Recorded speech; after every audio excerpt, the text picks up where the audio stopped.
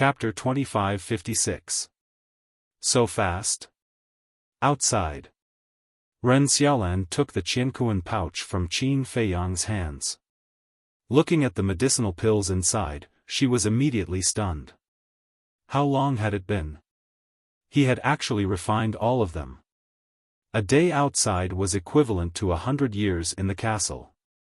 Qin Feiyang had been refining pills in the castle for half a year, but only a short time had passed outside.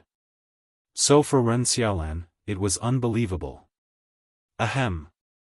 Qin Feiyang coughed and smiled. I refined these pills before and prepared them for my own use. Since the treasure pavilion needs them, I'll give them to you first. So that's how it is. Ren Xiaolan nodded in realization. Qin Feiyang waved his hand and said, "Go back and report." Okay. Ren Xiaolan nodded, opened the altar, and left. After Qin Feiyang watched Ren Xiaolan leave, he entered the castle again and prepared to cultivate. Fire Lotus asked suspiciously, "You're not going back to the Dragon God Palace? Old Zhao and the others are coming back. Why should I go back now? It'll be troublesome if I have to run out again. I'll wait for them here. When they come back, we'll go back to the Dragon God Palace together." After Qin Feiyang said that, he took out the soul stone and sat cross-legged on the ground to refine it. Fire Lotus also walked out and closed the door. She stood in the castle hall and looked around at the cultivation rooms with a smile in her eyes. Fortunately, the time rules of the Black Tortoise world and the castle were the same. Otherwise, there wouldn't be enough cultivation rooms for a large group of people. However, to be honest, after so many years, not only Qin Feiyang, but even she missed everyone. Soon. Outside, night fell. Qin Feiyang opened his eyes. With a wave of his hand, an image appeared in the void. It was the plains outside in the night. What's the situation? It's already dark. Why haven't they contacted me yet? Qin Feiyang had a trace of suspicion on his face. Lu Zhengyang said that he would make arrangements when he returned. There was no need to take so long for such a small matter. Qin Dage, Fire Lotus's voice came from outside. Come in. Qin Feiyang came to his senses and said. Fire Lotus pushed the door open and entered. She looked at the night sky outside and asked suspiciously, "They're not here yet?" No. Qin Feiyang shook his head. What happened? I've already prepared accommodations for them. Why don't you ask them? Fire Lotus said. Residents? Qin Feiyang was stunned. Yeah. So many people can't possibly squeeze into the castle's cultivation room, right? So, I built a dozen more courtyards around the courtyard outside. Fire Lotus smiled. You're really thoughtful. Qin Feiyang smiled and took out an image crystal to send a message to Zhao Tai. However, after waiting for a long time, Zhao Tai did not respond. Qin Feiyang frowned and sent a message to Tang Hai. But in the end, there was still no response. This, Fire Lotus was also a little dazed. Qin Feiyang then sent a message to the mermaid princess, Qin Rushuang, Dan Wangkai, Willow Tree, Yu Huang, Blood Kirin and the other beasts. But none of them responded to him. This made Qin Feiyang's brows furrow even tighter. Fire Lotus asked, Qin Dage, did something happen? I don't think so. Qin Feiyang shook his head. Everyone followed the ancestor, what accident could there be? Maybe they were delayed by something. Wait a little longer. Outside. Another day passed. And in the castle, 100 years had passed. However, no one sent a message. Qin Feiyang finally couldn't sit still anymore. He got up and walked out of the cultivation room. Standing in the castle hall, he said, Jiang Dafei, come out for a moment. Soon. Jiang Dafei ran out of a cultivation room and asked, Young master, what's the matter? Qin Feiyang said, send a message to the Divine General, I have something to ask him. Okay. Jiang Dafei looked at Qin Feiyang suspiciously and took out the image crystal. At this time, Fire Lotus also walked in from outside. Buzz. A moment later, the Divine General's shadow appeared. Greetings, young master. The Divine General bowed. Qin Feiyang said, help me ask. Before Qin Feiyang could finish, the Divine General smiled and said, young master, do you want to know about the Mermaid Princess and the others? How do you know? Qin Feiyang was suspicious. I was going to contact you and report this to you. Emperor Qin just sent me a message saying that the Mermaid Princess and the others won't look for you for the time being. The Divine General smiled. Why? Qin Feiyang frowned. They are now at a critical juncture of their seclusion, so it's not good to disturb them. The Divine General said. I see. Qin Feiyang nodded and said with a faint smile, I thought something happened. How is that possible? Where else is safer than staying with the two sovereigns? The Divine General was speechless. Okay then. Tell them for me that I'll wait for them on the plains outside the Dragon God Mountain. Qin Feiyang said. Okay. The Divine General nodded. When Jiang Dafei turned off the image crystal, the Divine General's face suddenly darkened and he activated the image crystal again. Buzz. Soon. Qin Baishan's shadow appeared. Emperor Qin. The Divine General bowed respectfully. What's wrong? Qin Badian looked at him suspiciously. The Divine General said in a low voice, Qin Feiyang sent this subordinate a message earlier, asking about the Mermaid Princess and the others. What did you say? Qin Badian was shocked and asked hurriedly. This subordinate told him that everyone is in seclusion, and he believed me. However, he's still waiting outside the Dragon God Mountain. The Divine General said. Qin Badian could not help but frown. My lord, we can only delay for a while. We have to think of a way quickly. You know Qin Feiyang's temper. If he knows about this, I'm afraid he won't let it go. The Divine General said. I know. Try to delay it. I'll think of a way as soon as possible. Qin Badian nodded. Okay. My lord Qin, what do you think Supreme Cloud and the others are thinking? Don't they know Qin Feiyang's temperament? He's amenable to persuasion but not coercion. This will only anger him. The Divine General frowned. Actually, they really don't know Feiyang. With Lu Zhengyang and I around, there's no need to worry about the Mermaid Princess and the others' safety. I'm just worried that this matter will affect the future of the dragon-slaying palace. Qin Badian sighed. The Divine General was also worried when he heard this. Let's leave it at that for now. I hope that Feiyang will enter the Nether King's hell. At least it will give me enough time to resolve this matter. Qin Badian shook his head, and the projection quickly dissipated. Sigh. The Divine General put away the image crystal and sighed. He really did not expect that these two sovereigns had their eyes on the Mermaid Princess and the others for a long time. Inside the ancient castle. Out of trust for Qin Badian and Lu Zhengyang, Qin Feiyang and Fire Lotus did not suspect anything. Jiang Dafei also went into seclusion in the cultivation room again. Qin Feiyang said a few words to Fire Lotus, then returned to the cultivation room and focused on cultivation. To break through to the Great Divinity stage, one needed to refine 40 billion soul stones. After breaking through to the Great Divinity stage, Qin Feiyang's refining speed increased again. He had calculated carefully. Currently, he could refine about 2,050 soul stones a day. According to the time outside, Qin Feiyang would need to cultivate in seclusion for more than 53,000 years. However, if one day in the ancient castle was 100 years, he would only need about 530 days. 530 days was less than a year and a half. Therefore, he had enough time to break through to the great divinity stage before the Nether King's Hell opened. When he entered the Nether King's Hell, he would spend some time to break through to the consummate divinity stage. Then, he would be able to take the Yin-Yang Chaos Pill.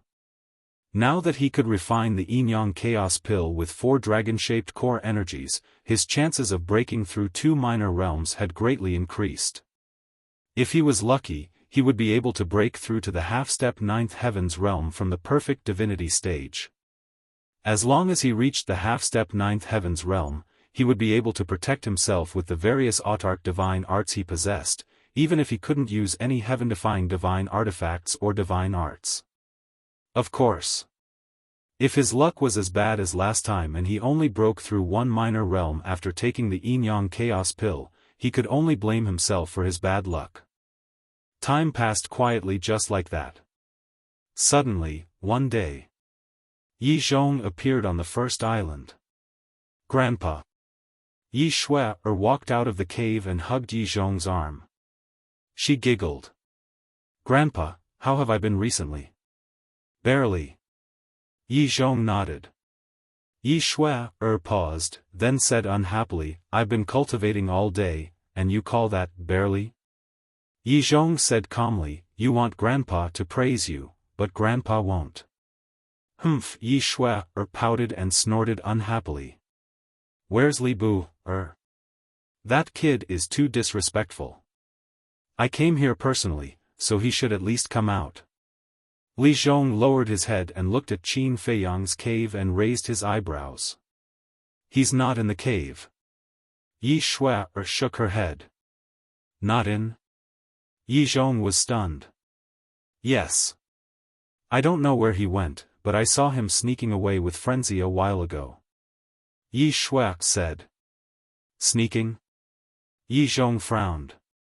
They must be up to something. Yi Shui looked at Yi Zhong suspiciously. Grandpa, what are you doing here? The Nether King's Hell is about to open, so I'm here to see if you're honest. You're not bad. But Li Bu, no. Shui, when he comes back, you must keep an eye on him for me, in case he sneaks to the Nether King's Hell. Yi Zhong reminded. Yi Shui was stunned and smiled.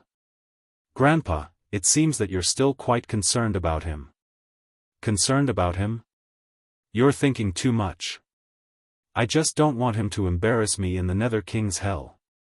More importantly, he doesn't know his place at all. He likes to mess around all day long. Yi Zhong snorted coldly. Yes, yes, yes. You're right. Anyway, I know that you have a sharp tongue but a soft heart. Yi Shui smiled. Yi Zhong smiled awkwardly and said, all right then, continue to be conscientious. Don't be led astray by Li Bu, Can you stop saying that? I'm not a child. Yi Shui complained unhappily. In my eyes, you'll always be a child. Yi Zhong rubbed Yi Shui's head with a loving expression. He. Yi Shui smiled and lowered her head, her face full of bliss. Chapter 2557. One day. Qin Feiyang's cultivation finally broke through and stepped into the great success stage, one step closer to the 9 Heavens realm. But he didn't come out of seclusion. He looked for fire lotus and brought all kinds of medicinal herbs to refine pills. Especially Spirit Sea Pill, Divine Power Pill, Divine Soul Pill, Heavenly Dust Divine Pill, Divine Life Pill, and so on. Spirit Sea Pill, Repair Qi Sea. Divine Power Pill, Restore Divine Power. Divine Soul Pill, Restore Divine Soul. Divine Life Pill, Heal Injuries. Heavenly Dust Divine Pill, Increase Cultivation. In the Nether King's Hell, these pills were definitely needed the most. Qin Feiyang had refined a lot of them in case of emergencies. For example, he had refined more than 100,000 divine life pills, all of which had 4 dragon-shaped pill qi. Phew! After refining the pills, Qin Feiyang walked out of the castle, looked at the medicinal field outside, and let out a long breath. Alchemy was truly an exhausting task. Right now, he especially missed Dan Wangkai. If Dan Wangkai was by his side, he wouldn't need to refine pills himself. But after all these years, how much had Dan Wangkai's mental strength grown? And what level of pills could he refine? Strange. Why haven't they come to find me yet? Qin Feiyang gradually frowned. What were these guys doing? Qin Dage. At this time, Fire Lotus walked over from afar with a faint smile on her face. Where did you come from? Qin Feiyang looked up and asked with a smile. Divine Treasury. Fire Lotus laughed. Divine Treasury. Qin Feiyang pondered for a moment and said, why don't we change the time of the Divine Treasury's opening and open it once every 1,000 years, so that you don't have to run around and cause trouble? What's so troublesome about that? Fire Lotus shook her head and said, Qin Dage, I've been thinking about a problem during this time. What problem? Qin Feiyang looked at her suspiciously. In the Nether King's Hell, the moment you use a heaven-defying divine weapon, you will be killed by the power of the natural order.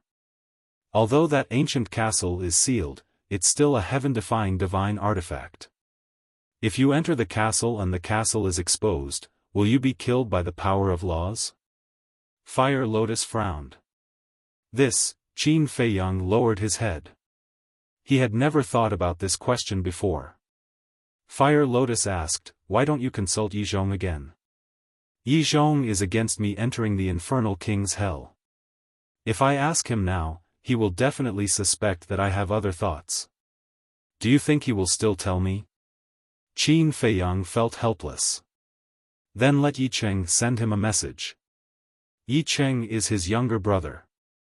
He can't possibly hide it from him. Fire Lotus said. Yeah. Qin Feiyang patted his head, turned around and entered the castle hall. He shouted, Yi Cheng, come out. Boom. Very soon, the stone door of a cultivation room opened. Yi Cheng walked out in large strides. Qin Feiyang briefly explained the situation. Hearing this, Yi Cheng nodded in realization and took out an image crystal. Qin Feiyang and Fire Lotus retreated to the side. Buzz. Not long later, the shadow of a white-haired old man appeared. It was Yi Zhong. Big brother. Yi Cheng smiled. Yi Zhong looked at the wall behind Yi Cheng and asked suspiciously, where are you? Yi Cheng said, I'm cultivating in seclusion outside. Yi Zhong was slightly taken aback and asked in puzzlement, if you're in closed-door cultivation, then go into closed-door cultivation. Why did you run outside? I'm afraid of being disturbed. Yi Cheng smiled. You're the Deputy Hall Master of the Law Enforcement Hall. Who dares to disturb your cultivation? Yi Zhong shook his head speechlessly and asked, why did you send me a message? Yi Cheng said, I want to inquire about the situation in the Infernal King's Hell. Why are you asking about the Infernal King's Hell? Do you want to go in too? Yi Zhong frowned. How would I dare to go in? I'm just a little curious. Yi Cheng was helpless. Really? Don't tell me Li Bu sent you to inquire about it? Yi Zhong said. Hearing this, Qin Feiyang couldn't help but smile bitterly.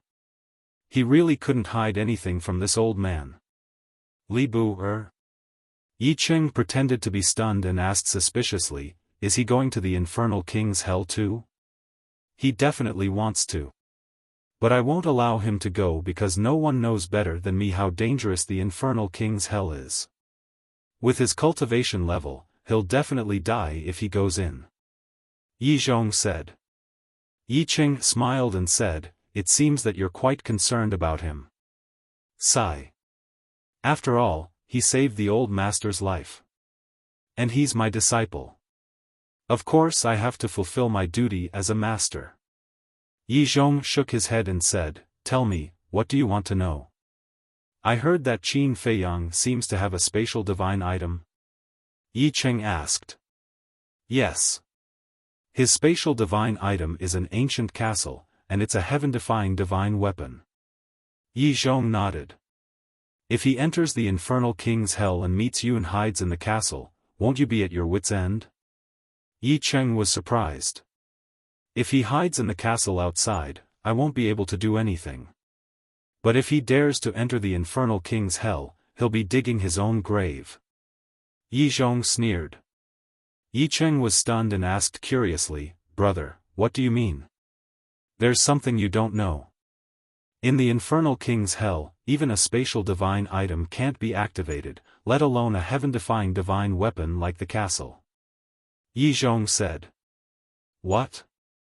A spatial divine item can't be activated?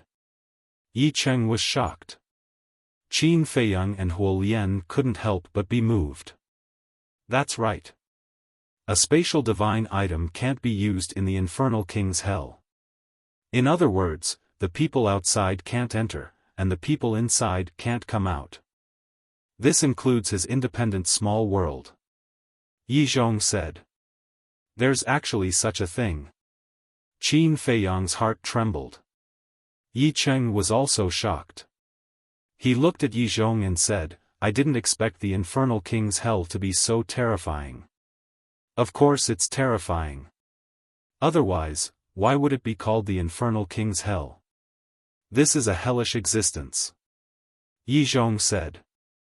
Yi Cheng asked suspiciously, then why didn't you announce this news to the public? Of course, it's to deal with Qin Feiyang. Yi Zhong smiled. Deal with him? Yi Cheng was stunned. That's right. Think about it. If he enters the infernal king's hell unprepared and suddenly realizes that he can't enter the spatial divine item, what will he do? He will definitely panic. Once a person panics, they will reveal many flaws. The most important thing is, without knowing, he will definitely put a lot of important things in the castle for the time being. For example, pills, soul stones, divine crystals, etc. And in the infernal king's hell, these things are crucial. It can even be said that without these things, it will be difficult for him to survive in the infernal king's hell. When he enters and realizes that he can't take these things out of the castle, won't he be desperate? Yi Zhong smiled. I see. Yi Cheng suddenly understood and smiled. Big brother, forgive me for being blunt, but this seems a little despicable. There's no other way. If you want to deal with this kid, you have to be a little despicable. Yi Zhong shook his head, his face full of helplessness. If there was a way, he wouldn't choose to use such a dirty trick. All right then. I wish you success in your mission. I'll continue to cultivate. Yi Cheng smiled. Okay. Yi Zhong nodded. Yi Cheng turned off the image crystal and looked helplessly at Qin Feiyang, saying, It seems that Big Brother is determined to get rid of you this time. Then let's see if his virtue is 1 foot higher or if my devil is 10 feet higher. Qin Feiyang smiled faintly. Yi Cheng sighed. No matter what, I still hope that you can show mercy. I know. Qin Feiyang nodded. To be honest, he really couldn't bear to kill Yi Zhong. Because this old man, no matter what, was amazing. Take this time for example. If Fire Lotus hadn't thought of this, he would have really entered the infernal king's hell without any preparation. And as Yi Zhong said, he would also put those pills that he prepared in advance in the castle. Then when he entered the infernal king's hell, he would really be in a helpless situation. Fortunately, he had checked this point in advance. This allowed him to be sufficiently prepared. Qin Dage, not being able to enter the castle and the Black Tortoise world is not a small matter, you have to make arrangements in advance. Fire Lotus asked. There's nothing to arrange. You all cultivate well in the castle and the Black Tortoise world, I will go to the infernal king's hell alone. Qin Feiyang said. What? You're going alone? Fire Lotus was shocked. Yes. Qin Feiyang nodded. I don't agree. Fire Lotus shook her head. I don't agree either. Yi Cheng also spoke. If he went to the Infernal King's hell alone, then Qin Feiyang would have to face the dragons alone. Wasn't this courting death? Qin Feiyang looked at the attitude of the two and smiled. This matter is not urgent, wait until the Infernal King's hell opens. This was just a delaying tactic to appease the two. At that time, when the Infernal King's hell opened and he went in alone, Fire Lotus and the others would be helpless. Because without his permission, no one would be able to leave the Black Tortoise world and the castle. Actually, there was a reason for his decision. Although everyone followed him and could take care of each other, because of the power of the rules of the Infernal King's hell, Fire Lotus, Feng Daji, Hua Yi, and the five-clawed golden dragon all had to suppress their cultivation to the Nine-Heaven realm. To be honest, if Fire Lotus and the others suppressed their cultivation to the Nine-Heaven realm, they wouldn't be able to help at all. Not to mention people like Li Changhe and Wang Daoyuan. So, since everyone was in danger, he might as well go in alone without any worries and fight with the dragons. However, Fire Lotus and Yi Cheng weren't stupid either. They didn't believe Qin Feiyang's nonsense at all. When Qin Feiyang returned to the cultivation room, the two of them gathered everyone. There was Frenzy, Wang Daoyuan, Li Changhe, Feng Daji, Jiang Dafei, Lei Bing, and Wang Qi. There was also the White-Eyed Wolf, the Big Black Wolf, and the Black Panther brothers. What's wrong? Frenzy looked at Fire Lotus and Yi Cheng in confusion. Sigh. Fire Lotus sighed and explained the situation in detail. After hearing it, except for Frenzy and the White-Eyed Wolf, everyone was unanimously against it. Going to the Infernal King's hell alone? What a joke. Brother Wolf, you have the best relationship with Qin Dage, why don't you talk to him? Fire Lotus turned to look at the silent White-Eyed Wolf and said. Don't you know little Qin Zi's stubborn temper? Once he makes a decision, even 10 cows can't pull him back. White-Eyed Wolf pinched his nose and said indifferently. Big Black Wolf frowned and said, Boss Wolf, why don't you look worried at all? Worried about what? He's not a child. Don't worry about it. Don't disturb my cultivation. That's it. White-Eyed Wolf waved his paws and returned to the cultivation room. I thought it was something big, but it turned out to be this trivial matter. What a waste of time. Frenzy said indifferently and returned to the cultivation room without looking back. What do these two guys mean? Everyone couldn't help but frown.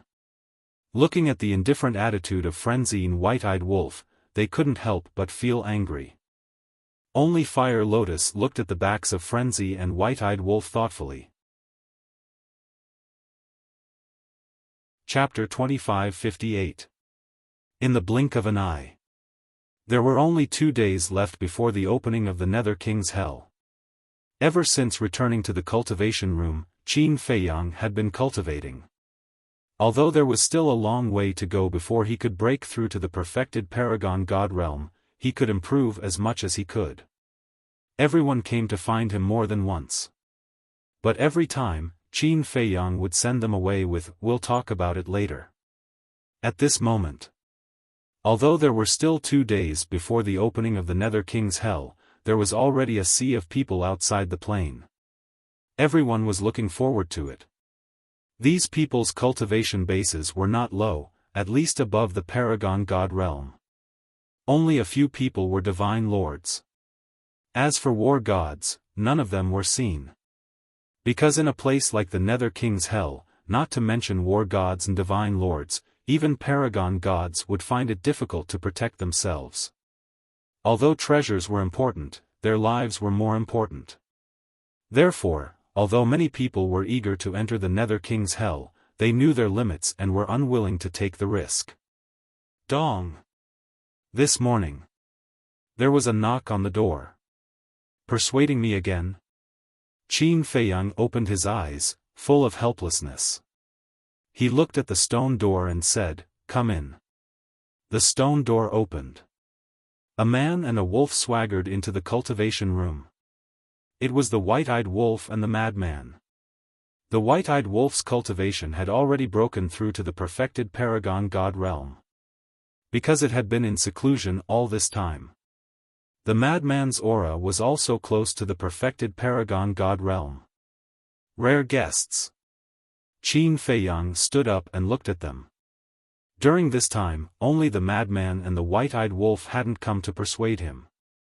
The madman closed the stone door and said, "Don't misunderstand, we're not here to persuade you." "Then why are you here?" Qin Feiyang looked at them suspiciously. "Hey!" The white-eyed wolf chuckled. The madman also smiled but didn't say anything. Looking at the expressions of the man and the wolf, Qin Feiyang seemed to understand what they meant. He shook his head and said, "No." The white-eyed wolf said, "We're not here to discuss it with you." "That's right. We're here to officially inform you." Madman nodded. Qin Feiyang could not help feeling a headache as he said, "What the hell are you guys thinking? Isn't it good to stay here and cultivate quietly?" "Of course it's good to stay here and cultivate. 100 years in a day. When you come out of hell, we might have already stepped into the imperishable realm." The white-eyed wolf said. Qin Feiyang frowned, "Then why did you go to hell?" "I'm here to join in the fun." The white-eyed wolf said. Qin Feiyang's mouth twitched. Cough, cough. "Let's be serious. I have to go to the hell of the underworld king." Madman said. "Why?" Qin Feiyang was suspicious. Madman said, "Actually, I have heard of the underworld king's hell before." "How did you hear about it?" Qin Feiyang was bewildered. One had to know. This hell of the underworld king's hell was the secret of the dragons. An old man who once taught me the heaven-defying technique told me. He also said that if there is a chance, I must go in, saying that there is some great opportunity. Madman said. "It can't be. Don't lie to me." Qin Feiyang frowned. "Why would I lie to you?" "That old man said that the heaven-defying technique that he taught me was obtained from the hell of the underworld king." Madman said unhappily. "What old man?" Qin Feiyang was suspicious. "Secret." Madman smiled mysteriously. Qin Feiyang rolled his eyes, then looked at the white-eyed wolf and frowned. "Then what's your reason?" "Didn't I just say that I want to join in the fun?" The white-eyed wolf chuckled. "Get lost." Qin Feiyang immediately glared at him. Why would he join in the fun in such a place? The white-eyed wolf said proudly, "If you don't let me go, I won't let you go either." "Are you threatening me?" Qin Feiyang was slightly stunned and joked, "I'm really curious, what are you going to use to stop me?" The white-eyed wolf grinned. Qin Feiyang immediately had an ominous premonition. "Don't be nervous. I won't do anything to you. At most, I'll just let Fire Lotus keep an eye on you." The white-eyed wolf smiled sinisterly. "Can you be more shameless?" Qin Feiyang's face darkened as he said angrily. "Don't use shameless to describe me, I've already turned over a new leaf. Now, I'm as innocent as a newborn baby." The white-eyed wolf said. "Where's your shame?" Qin Feiyang sneered. Madman also looked at the white-eyed wolf with disdain. "I'm not joking with you." The white-eyed wolf waved his paws and said, "In fact, I entered the hell for a reason." Qin Feiyang said, "Don't tell me you already know about the hell." "You don't say, I really know." The white-eyed wolf said. "Do I look like a fool to you?" Qin Feiyang said angrily. Who knew the white-eyed wolf's background better than him? How dare he say that he knew about the hell? Was he kidding him? The white-eyed wolf chuckled and said, "Little Qin Z, think about it carefully. Do you really know me?" "Nonsense. Qin Feiyang rolled his eyes. They had been together since childhood. How could he not know him? The white-eyed wolf said with a smile, "Brother, do you really know me now?" Qin Feiyang was stunned. "Before becoming a god, I did know you well, but what about after becoming a god?" The white-eyed wolf teased. After becoming a god, Qin Feiyang frowned. Thinking about it carefully, this wolf cub seemed to be hiding a lot of secrets after becoming a god. Just like the white-eyed wolf's current appearance. It had golden fur all over its body. His eyeballs seemed to be cast in gold foil. And on his back, there were two small golden wings. What puzzled him the most was the pattern between the white-eyed wolf's eyebrows.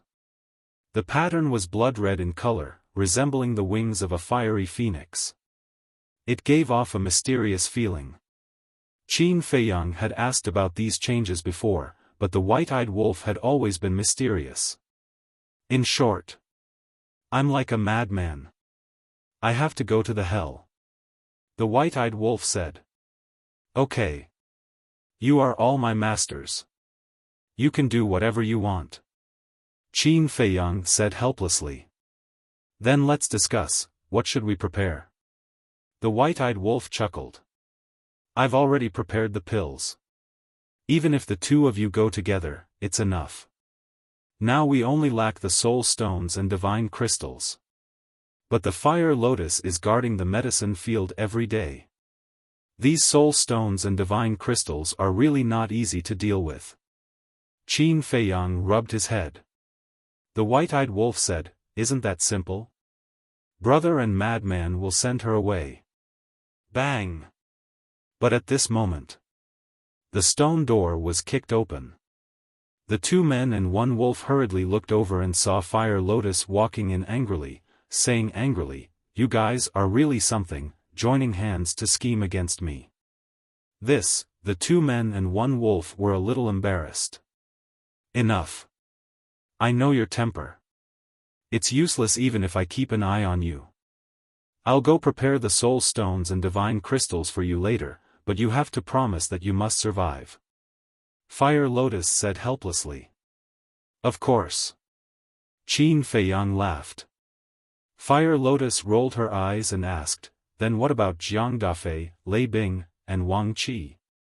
They are all city lords now, so they can't stay in the Black Tortoise realm forever."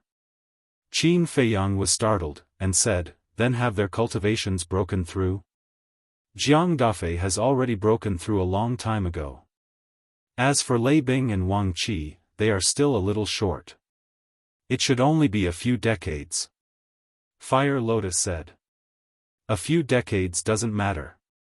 Anyway, there are still 2 days.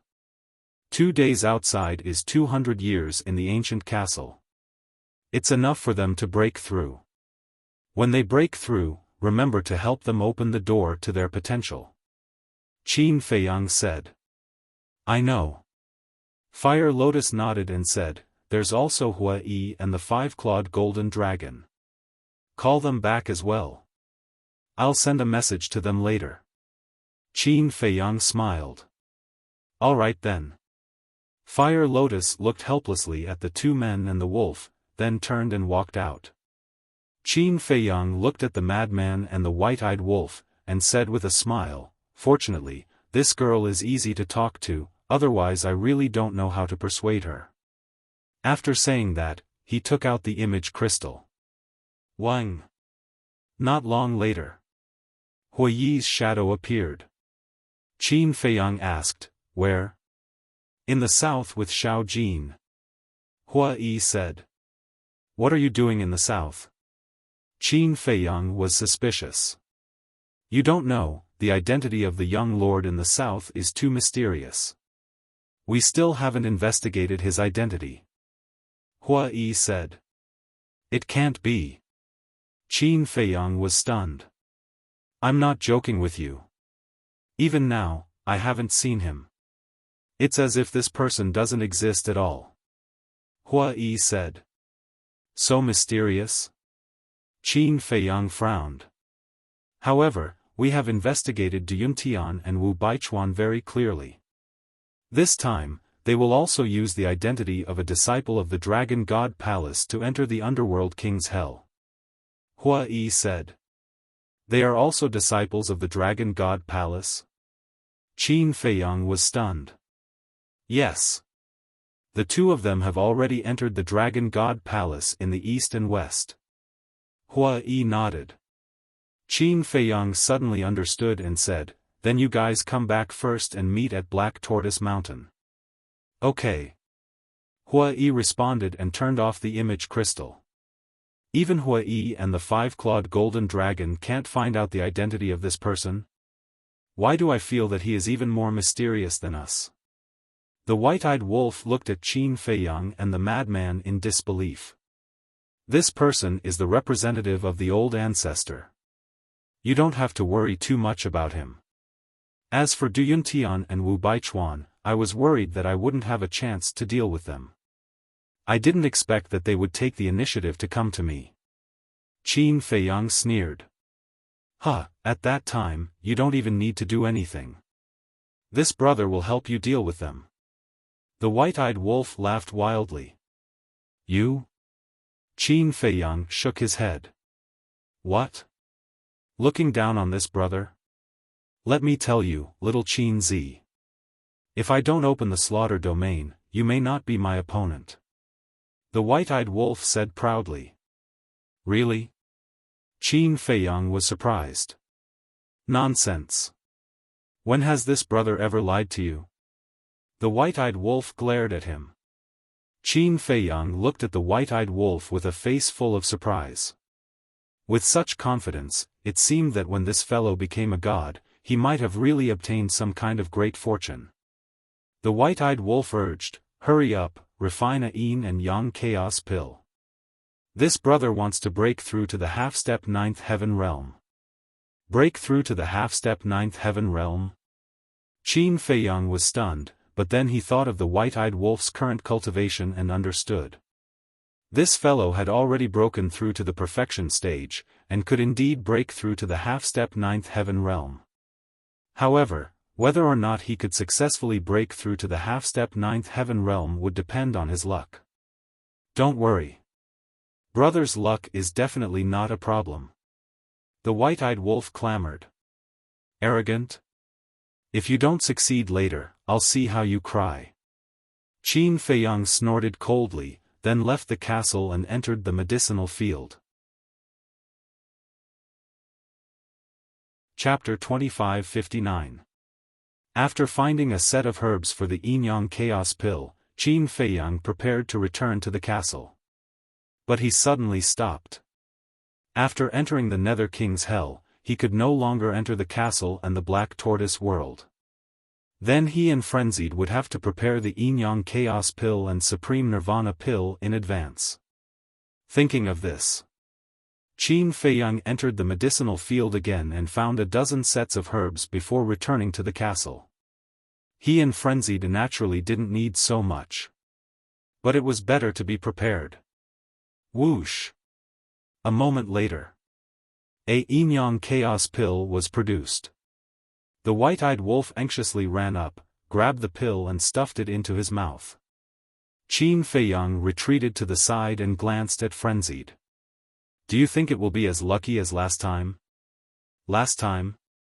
Frenzied was taken aback and rolled his eyes at Qin Feiyang. I wasn't there last time, okay? But I heard Big Black Wolf and the others talk about that matter.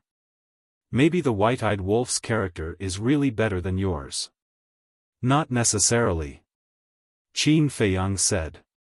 Besides, there are 4 dragon-shaped core qi now.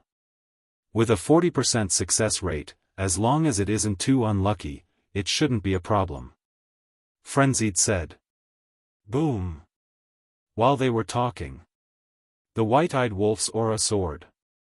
In less than 10 breaths, it forcefully broke through to the perfection paragon. But it didn't stop.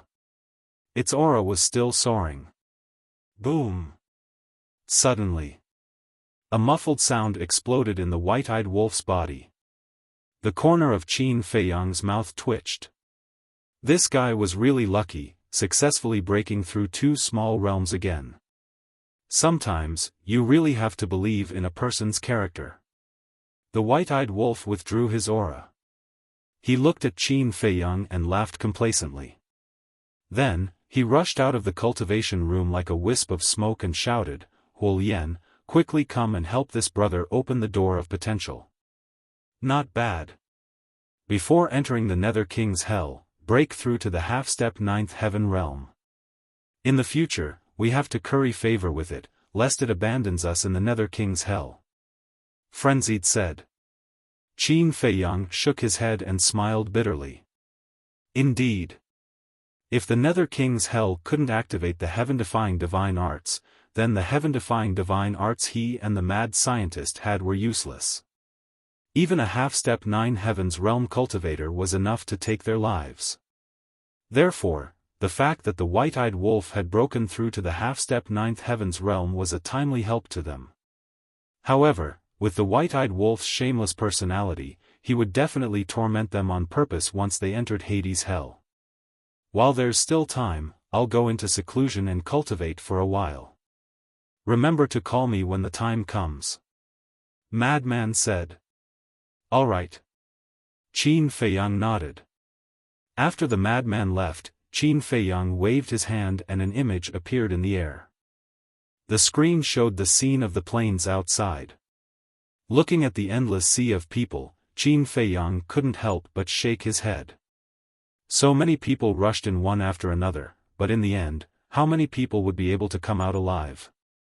After dispelling the image, Qin Feiyang drove the ancient castle away from the plains and appeared in a secluded place. He then activated the altar and rushed towards Black Tortoise Mountain. Black Tortoise Mountain. It was incomparably quiet. When Qin Feiyang rushed over, Hua Yi and the 5-clawed golden dragon were already waiting. Hua Yi asked, "Are you really going to Hades' hell?" "Yes." Qin Feiyang nodded and laughed, "You guys don't have to join in the fun. I hope that when I come out of Hades' hell, you guys will have already broken through to the small success stage of the immortal realm." "What do you mean?" Hua Yi was suspicious. "To tell you the truth, after entering Hades' hell, I won't be able to enter the ancient castle and Black Tortoise world, and you guys won't be able to come out of the ancient castle and Black Tortoise world." Qin Feiyang said. "So it's like that." Hua Yi nodded in realization, and then hurriedly said, "Wait, then aren't you alone?"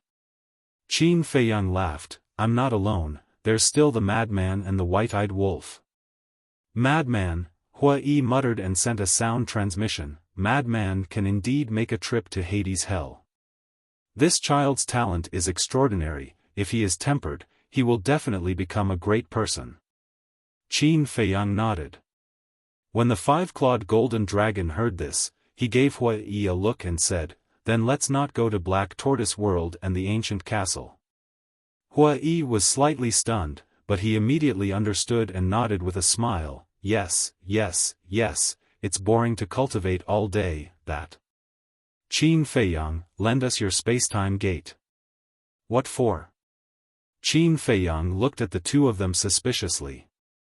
"Don't worry about it," Hua Yi said. "Are you sure you don't want to go to Black Tortoise World and the ancient castle? You have to know that Feng Daji and Fire Lotus will be staying there. When they come out of Hades' hell, their cultivation will definitely surpass yours." Qin Feiyang said. When the two of them heard this, they began to hesitate. Qin Feiyang looked at the two of them and asked tentatively, "Do you want to go to Eastern Tomb's Heaven Immortal Tower?" Cough cough. The two of them immediately coughed, and their expressions were a little awkward. "You guys." Qin Feiyang shook his head speechlessly, took out the spacetime gate, and said, "Take it, but you have to come back after midnight. I don't object to drinking, but you can't neglect your cultivation." "All right." The 5-clawed golden dragon nodded repeatedly. Hua Yi also chuckled, grabbed the spacetime gate, and quickly opened it, then ran in with the 5-clawed golden dragon. Qin Feiyang shook his head and laughed. These two fellows were really a match made in heaven. Then, Qin Feiyang also entered the ancient castle and continued to cultivate. But suddenly, he frowned. What was going on with Zhao Tailai and the others? Why hadn't they come looking for him yet? He took out the image crystal again and sent a message to everyone. But just like last time, it was like a stone sinking into the sea. Qin Feiyang was not in the mood to cultivate for a moment.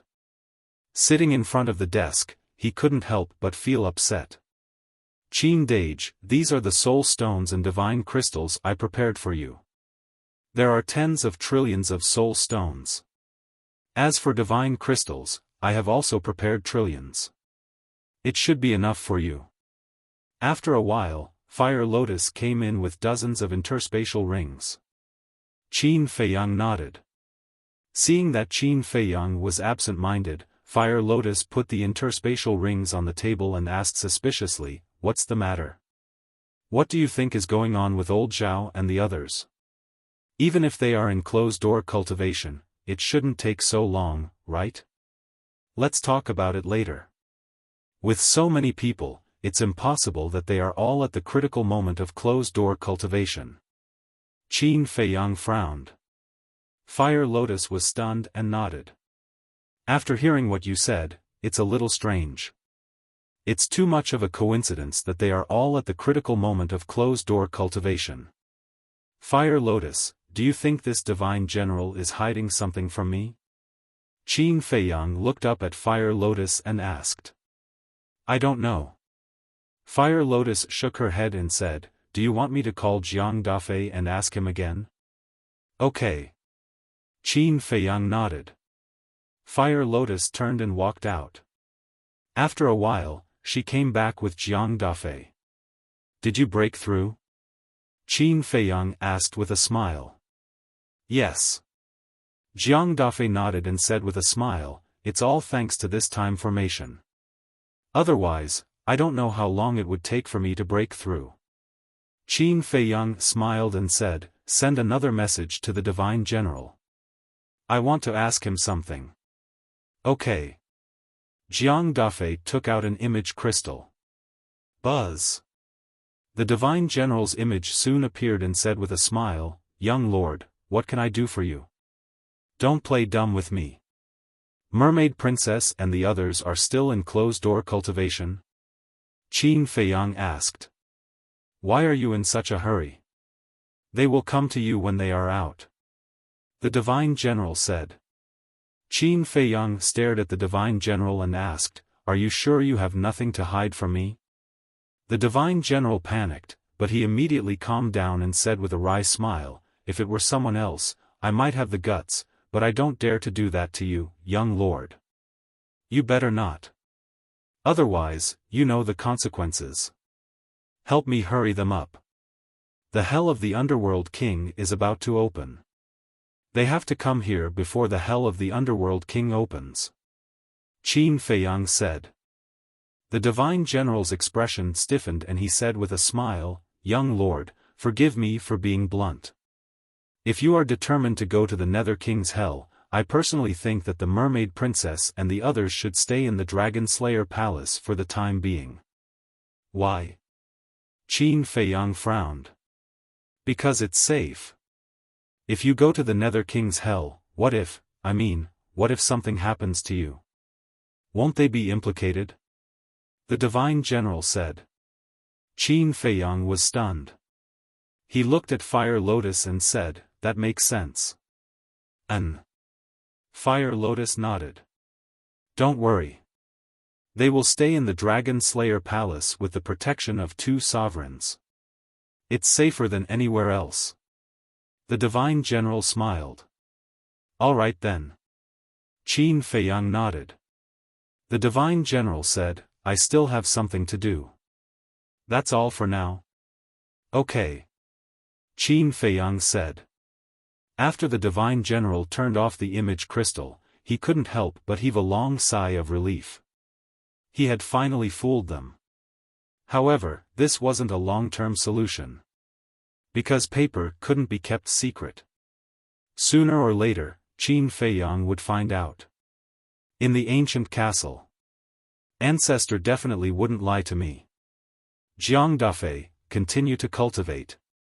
When the Nether King's hell opens, you, Lei Bing, and Wang Qi will return to your posts. During my absence, you must control the situation in the north. Qin Feiyang instructed. Understood. Jiang Dafei replied respectfully. Oh, right. There's one more thing. Duyuntian and Wu Baichuan will also enter the Nether King's hell. At that time, you should secretly contact the people from the east and west regions. I want all of these people to be my subordinates. Qin Feiyang said. What?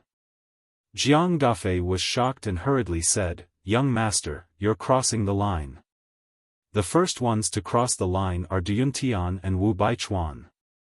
As for the list of people from the east and west regions, you should go to the Divine General. Qin Feiyang said. Jiang Dafei couldn't help but smile bitterly. It seemed that what Duyuntian and Wu Baichuan had done had angered the young master. Okay. We'll definitely complete the task. Jiang Dafei replied respectfully. Complete the task and I'll reward you handsomely. Qin Feiyang said with a smile. Thank you, young master. Jiang Dafei wasn't afraid of other things. He was only afraid that this would anger the sovereigns behind Duyuntian and Wu Baichuan. The anger of two sovereigns was no joke. However, the young master didn't seem to care. Go. Qin Feiyang waved his hand. This subordinate will take his leave. Jiang Dafei bowed respectfully and turned to leave. Qin Feiyang also stood up and looked at Fire Lotus with a smile. Girl, I'll have to trouble you with the Black Tortoise world in the future. You can go and explore in peace. You don't have to worry about the Black Tortoise world. Fire Lotus said. It's good to have you. Qin Feiyang smiled slightly. Fire Lotus's cheeks reddened. Buzz. At this time, Qin Feiyang's image crystal rang. Qin Feiyang was stunned and then took out the image crystal. Immediately, four familiar silhouettes appeared. Qin Feiyang looked at the four people in shock. Surprised. We actually took the initiative to send you a message. One of them laughed. It's quite surprising. Qin Feiyang smiled faintly and asked, How's it going? Are you doing well in the Dragon Slayer Palace? These four people were the demon ancestor, Mu Tianyang, Mu Qing, and Dong Zhengyang. Chapter 2560. Of course it's not bad. You don't have to care about anything. Just focus on cultivation and endless resources. Are you envious of us? As a descendant of Qin Batian, you still have to fight for yourself? Mu Tianyang looked at Qin Feiyang proudly. I'm sorry. I'm a person who doesn't like to reap without sowing. You can only have a clear conscience if you work hard to get it. If you sent me a message to show off to me, I'm afraid you'll be disappointed. Qin Feiyang said lightly. Mu Tianyang laughed and said, After so many years, you're still so arrogant. After so many years, aren't you still the same? Qin Feiyang said with a faint smile. Do you have to be stubborn to the end? Mu Tianyang's face darkened.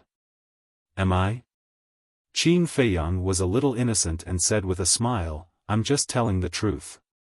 Mu Tianyang rolled his eyes. The demon ancestor looked at the two of them and said helplessly, After so many years, can't you two talk calmly? Is there any meaning in this? Not interested. Qin Feiyang shook his head. I'm not interested either. Mu Tianyang pursed his lips and said with a teasing smile, But there's something you'll definitely be interested in. Is that so? Qin Feiyang didn't think much of it. The demon ancestor said, On this matter, Mu Tianyang really didn't lie to you. Qin Feiyang was stunned and said with a frown, Don't tell me you guys want to go to hell too? No, no, no. We're not interested in hell. Dong Zhengyang waved his hand. Then what is it? Qin Feiyang was suspicious. It's about the mermaid princess and the others' current situation. The demon ancestor said. Qin Feiyang was bewildered. Qin Badian and Lu Zhengyang told us not to tell you about this matter. But we thought about it and felt that it was unfair to you, so we decided to send you a message. Said the fiend ancestor. What's going on? Qin Feiyang's face darkened. He didn't expect that the ancestors and old ancestor were really hiding something from him. The last time Lu Zhengyang came to see you, didn't you agree to let the mermaid princess and the others return to your side? Ancestor Fiend asked. That's right. I believe that all of you should already know that the Black Tortoise world and the ancient castle's current time rules. Staying in the dragon-slaying palace will only delay their future. Qin Feiyang said. 100 years in a day. We really want to go too. How about it? Can you give us a chance? Mu Tianyang smiled. Qin Feiyang coldly looked at him. He continued to look at Demon Alpha. This matter started from the time when it happened in the plains. At that time, the dragon's princess and the black dragons pretended to be Lin Yi and her disciple to lure you there. But in the end, they suffered a great loss in the hands of you and Hua Yi. Not only were the bodies of the black dragons and the other 3 destroyed, but even the sunset divine bow and the other 4 heaven-defying divine artifacts fell into your hands. This is naturally a great joy for Qin Batian and Lu Zhengyang. But for the other 2 sovereigns, this is undoubtedly a wake-up call. Your rise can no longer be stopped. You should already know the situation of the dragon-slaying palace. The 4 sovereigns are divided into 2 factions. The 2 factions have always been in a state of balance. However, your rise has undoubtedly broken this balance. Therefore, not only do the dragons regard you as their confidant, but the other 2 sovereigns also feel a strong threat from you. Ancestor Fiend sighed. I already expected this to happen. Qin Feiyang nodded. We also know that with your brain, you must have expected it. But there are some things that you can't stop. After the other 2 sovereigns felt the threat from you, they began to plan how to get rid of you. However, with Qin Badian and Lu Zhengyang, they won't really do anything to you. So, they thought of a compromise to weaken your strength. Ancestor Fiend said. Weaken my strength? Qin Feiyang raised his eyebrows. Yes. What really scared them was the kill formula, the sunset divine bow and the other 10 heaven-defying divine artifacts. But the kill formula is your own divine art. It's inconvenient for them to snatch it. So, they targeted the sunset divine bow and the other 10 heaven-defying divine artifacts. As long as they can get these 10 heaven-defying divine artifacts from you, your strength will be greatly weakened. Ancestor Fiend said. Hearing this, Qin Feiyang vaguely had an answer in his heart. He said, they want to use the mermaid princess and the others to get me to hand over the 10 heaven-defying divine artifacts? That's right. They had this plan a long time ago, so they have been secretly monitoring the mermaid princess and the others. Because they all know that you care about them. Only they can make you hesitate, so the 2 sovereigns will definitely not let them return to you easily. Just when Lu Zhengyang returned to the dragon-slaying palace and found them, these people finally took action. Ancestor Fiend sighed. Qin Feiyang clenched his hands and asked, what happened to them? Don't worry about that. With Qin Badian and Lu Zhengyang, even if they took action, they wouldn't dare to really hurt the mermaid princess and the others. They just imprisoned them and negotiated with Qin Badian and Lu Zhengyang. Give them the 10 heaven-defying divine artifacts in exchange for the freedom of the mermaid princess and the others. Otherwise, they will be imprisoned forever. Qin Batian and Lu Zhengyang have been negotiating with the other 2 sovereigns for the past 2 years. But these 2 sovereigns have never relented. It seems that they are determined to drag this out with us. Ancestor Fiend said. These damn things. Qin Feiyang clenched his hands tightly, a cold light flashing in his eyes. Don't blame Qin Badian and Lu Zhengyang for this. They only knew about it when the two sovereigns took action. You know Qin Baishan's character. He always looks at the big picture, so he didn't tell you. And he also knows your temper. Once you know about this, you will definitely make a scene. Ancestor Fiend said. Qin Feiyang said in a deep voice, where is the dragon-slaying palace? Ancestor Fiend and the others looked at each other and shook their heads with bitter smiles. Sure enough. This matter couldn't be known to Qin Feiyang. Tell me the location of the dragon-slaying palace, and I will let you enter the castle to cultivate. Qin Feiyang said. Mu Tianyang's heart skipped a beat. He turned to look at Ancestor Fiend and Dong Zhengyang. Your offer is really tempting, but we can't tell you the location of the dragon-slaying palace.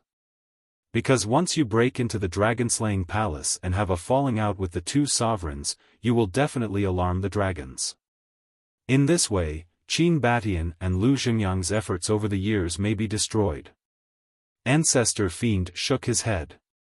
You have really become a nice guy. Mu Tianyang stared at Ancestor Fiend with dissatisfaction. We can't ruin the big picture. Ancestor Fiend smiled faintly. After pondering for a while, he looked at Qin Feiyang and said, however, I can tell you the identities of the other two sovereigns. Mu Tianyang, Mu Qing, and Dong Zhengyang looked at Ancestor Fiend in shock. Didn't he just say that they couldn't ruin the big picture? Why did he tell Qin Feiyang the identities of the other two sovereigns in the blink of an eye? One had to know. The identities of these two sovereigns were more important than the location of the dragon-slaying palace. Tell me. Qin Feiyang stared at Ancestor Fiend. Ancestor Fiend smiled and said, then, does your offer still count? Yes. As long as you tell me, I will immediately give you my current coordinates. Qin Feiyang nodded. Ancestor Fiend said, you have already met one of these two sovereigns. Met him? Qin Feiyang was stunned. Yes. Ancestor Fiend nodded. Qin Feiyang frowned. He had actually met him. The strength of the four sovereigns of the dragon-slaying palace was about the same as Ancestor Dragon. In his impression, there seemed to be no one else other than Yizhong. Could it be Yizhong? Qin Feiyang was surprised. But as soon as he said that, he began to regret it. If it was really Yizhong, then why did the ancestor give him the task to persuade Yizhong to join the dragon-slaying palace? Obviously. This person was not Yizhong.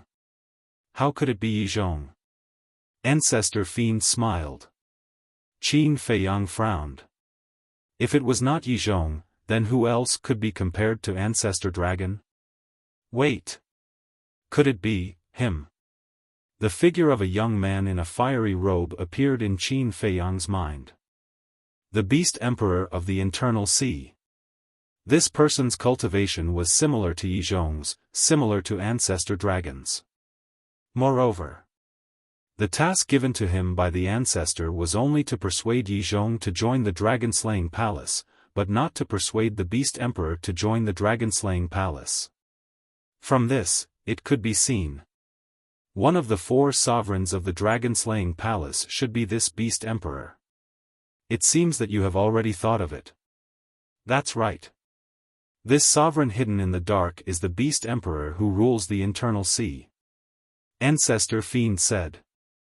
Qin Feiyang asked, what about the other one? Ancestor Fiend smiled faintly, you may be unfamiliar with the other one, the chief pavilion master of the treasure pavilion. So it's him. Qin Feiyang's heart trembled. Ancestor Fiend said, don't underestimate her, she is still a woman. Whether she is a man or a woman, if she provokes me, she will become a dead person. Qin Feiyang sneered. Domineering. Ancestor Fiend laughed loudly. I mean what I say. Right now, I am at the Black Tortoise Mountain outside the Holy Dragon City, come and meet me. After Qin Feiyang finished speaking, he gave the four of them the coordinates. Ancestor Fiend smiled and said, "All right, we will go right away." Qin Feiyang was slightly taken aback and asked, "So fast, aren't you going to tell the ancestors? Is there a need for that?" Ancestor Fiend smiled slightly, and the shadows of the four people dissipated. Qin Feiyang also put away the image crystal, looked up at Fire Lotus, and asked, "What do you think of this?" Fire Lotus shook her head and said, "Ancestor Fiend has no need to lie to you about this." "That's what I think too." Qin Feiyang nodded. "Then what do you plan to do?" Fire Lotus asked. "Since they have done something wrong, they naturally have to pay the price." Qin Feiyang smiled coldly. Fire Lotus smiled. No matter what Qin Feiyang did, she would support him unconditionally. Qin Feiyang said, "Go clear a few courtyards and settle them down later." "Okay. Speaking of which, it is also a great thing for us that these people have come to our side." Fire Lotus smiled. "Indeed. Not to mention the Ancestor Fiend and Mu Tianyang's heaven-defying artifacts, even Mu Qing's all-seeing eye will be of great help to us. If Dong Zhengyang's Eye of Destiny can be opened, he will be invincible." Qin Feiyang said. Fire Lotus nodded. Chapter 2561. Qin Feiyang left the castle. After waiting for a while, the demon ancestor and the others arrived at Black Tortoise Mountain. "You're here to welcome us personally." Mu Tianyang laughed. "Are you trying to make your presence known all the time? Are you afraid that others won't notice you?" Qin Feiyang frowned. Mu Tianyang's expression froze. "What's wrong with this person? Did he eat gunpowder? He's insulting me the moment he sees me. Let me tell you, I can send you to the Black Tortoise world. But remember, if anyone dares to act recklessly, don't blame me for being ruthless." Qin Feiyang looked at the four of them and said. The demon ancestor smiled faintly. "Don't worry about that. We're here purely to cultivate." "That's good." Qin Feiyang nodded and asked suspiciously, "Did you bring the heaven-defying artifacts?" "Of course. How can we be at ease letting them stay in the dragon-slaying palace?" the demon ancestor said. "All right then." Qin Feiyang nodded and prepared to send the four of them to the Black Tortoise world. "Wait a moment." The demon ancestor waved his hand and asked, "How do you plan to solve this matter?" "Although I don't advocate violence, sometimes violence is the best way to solve a problem," Qin Feiyang said indifferently. The four of them looked at each other and couldn't help but laugh. It was indeed this guy's style. Qin Feiyang waved his hand and sent the four of them to the Black Tortoise world. Then, he flew to the top of a mountain and looked in the direction of the inland sea. Time passed by breath. After dawn. Clang! In the sky.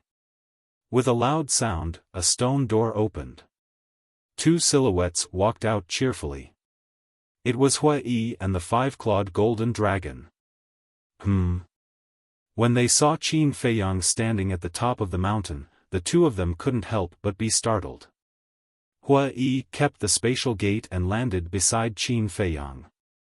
He asked suspiciously, "Why are you standing here alone?" "You're back."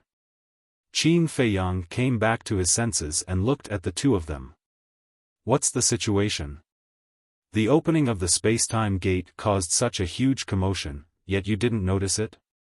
Hua Yi and the five-clawed golden dragon looked at Qin Feiyang in surprise. Why did it feel like this person had a lot on his mind? "How much celestial immortal wine did you make?" Qin Feiyang asked with a smile. "Almost emptied the wine cellar of the Heaven Immortal Tower." Hua Yi chuckled. Qin Feiyang shook his head speechlessly. These two were really drunkards. "You look so absent-minded." Did something happen? Hua Yi looked at him suspiciously. Yes. Qin Feiyang nodded. She briefly described the situation of the mermaid princess and the others. Bastard. He had heard of it. Hua Yi was also furious. He was a famous emperor of the dragon-slaying palace, yet he had done such a shameless thing. The five-clawed golden dragon also shook his head. He was quite familiar with the Beast Emperor. However, he never expected that the Beast Emperor was one of the 4 emperors of the dragon-slaying palace. Qin Feiyang took the face-restoring pill and recovered his true appearance. He smiled and said, "Let's go to the inland sea. Don't be impulsive. Although the Beast Emperor is the emperor of the dragon-slaying palace, the dragons don't know that. If you attack the Beast Emperor, the dragons will definitely not sit back and watch. But if you reveal the Beast Emperor's identity, it will definitely affect the dragon-slaying palace." The dragon-slaying palace was founded by Qin Batian and Lu Zhengyang. I don't know how much effort they have put in. You can't destroy their efforts. Hua Yi hurriedly said. I know. But if I don't vent my anger, I will feel uncomfortable. Qin Feiyang clenched his hands, opened an altar, and directly stepped on it. Hua Yi smiled helplessly and recovered his true appearance. As for the five-clawed golden dragon, he changed his appearance slightly and put on a mask. The inland sea. In the battle back then, the inland sea was destroyed. Not even a drop of seawater was left. But now, the dry inland sea was filled with seawater again. There were also countless sea beasts. These seawater and sea beasts were all transferred from the North Sea and the other 4 seas. The sovereign divine realm had also disappeared. Qin Feiyang and the other 2 stood on the shore. The waves surged one after another, hitting the shore with deafening sounds. Have you really thought about it? Hua Yi asked. There's nothing to think about. Qin Feiyang smiled coldly. With a wave of his hand, the sunset divine bow and the other 10 heaven-defying divine artifacts appeared. Why did you come to the inland sea again? The sunset divine bow's artifact spirit was shocked. Qin Feiyang didn't answer. Instead, he asked, are there any restrictions when the sovereign divine realm opens? There are restrictions. It can only be opened once every 10 years.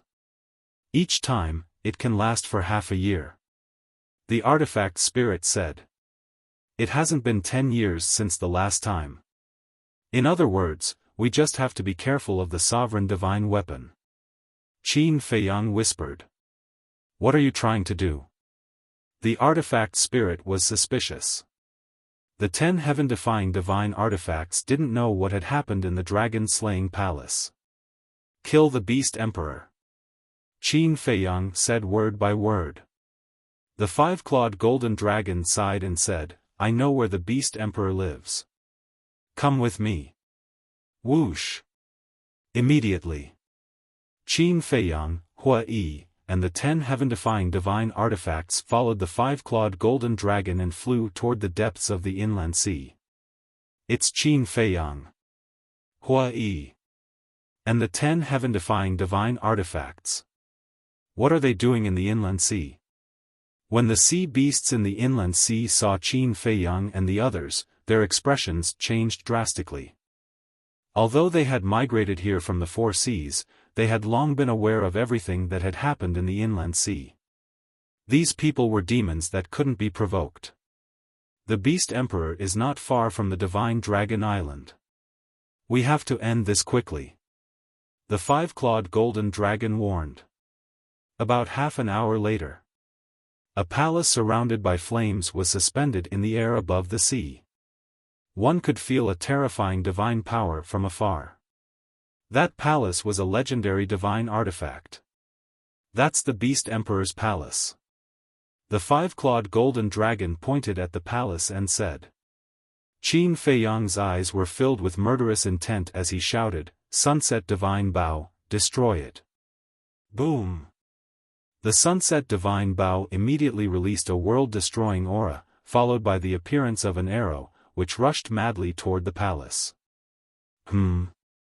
Inside the palace, a young man in a fiery robe was sitting on a chair with his eyes closed to recuperate. Just as the sunset divine bow was released, the young man in a fiery robe suddenly opened his eyes and rushed out of the palace without hesitation. Boom! Just as the young man in a fiery robe left, the arrow bombarded the palace. Accompanied by an earth-shaking explosion, the palace was reduced to ashes on the spot. The young man in a fiery robe looked at the shattered palace and his face sank. He then looked at Qin Feiyang and the others and frowned. "What are you doing? Don't you know what I want to do? Before the dragons come, I'll kindly advise you to keep a low profile and don't do anything that brings about your own destruction. Kill him!" Qin Feiyang shouted. The young man in a fiery robe's pupils contracted.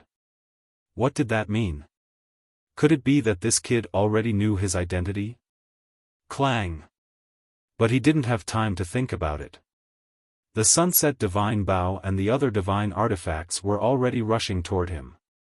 The young man in a fiery robe looked rather flustered. You have to know.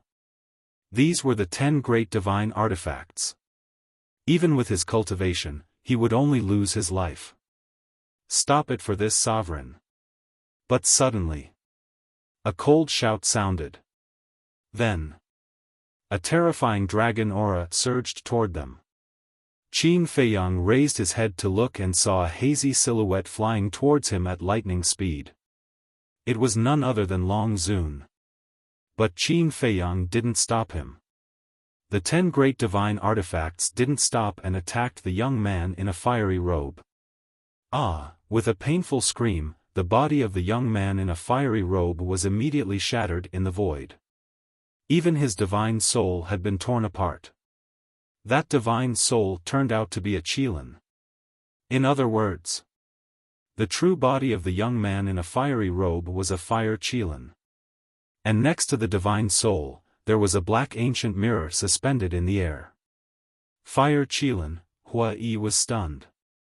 His aura is very unfamiliar to me. It should have nothing to do with the fire Qilin that I know. Qin Feiyang shook his head and looked at the black ancient mirror. That's his supreme artifact. The 5-clawed golden dragon transmitted its voice. Supreme artifact. Hua Yi's spirit shook and instantly rushed to the front of the divine soul, grabbing the black ancient mirror and the fiery robe young man's divine soul. I know, you must be like the other great ancestral dragons, splitting your divine soul in advance. I can't kill you. But it's good to collect some interest. Hua Yi chuckled and suddenly clenched his 5 fingers. The divine soul was immediately annihilated. But the black ancient mirror in his hand was still struggling. Obviously, as Hua Yi expected, the beast emperor didn't die. At this moment, it was activating the black ancient mirror, trying to break free from Hua Yi's clutches. But Hua Yi held it firmly and turned to the side of the sunset god Bao. Without waiting for Hua Yi to speak, the sunset god Bao released a wisp of divine sense and directly erased the blood contract of the black ancient mirror. Damn it! A roar suddenly sounded from the depths of Divine Dragon Island. The owner of this voice was the young man in a fiery robe. Let's go! Qin Feiyang glanced at Long Zun, then took Hua Yi, the 5-clawed golden dragon, and the 10 heaven-defying artifacts and turned to leave. Swish!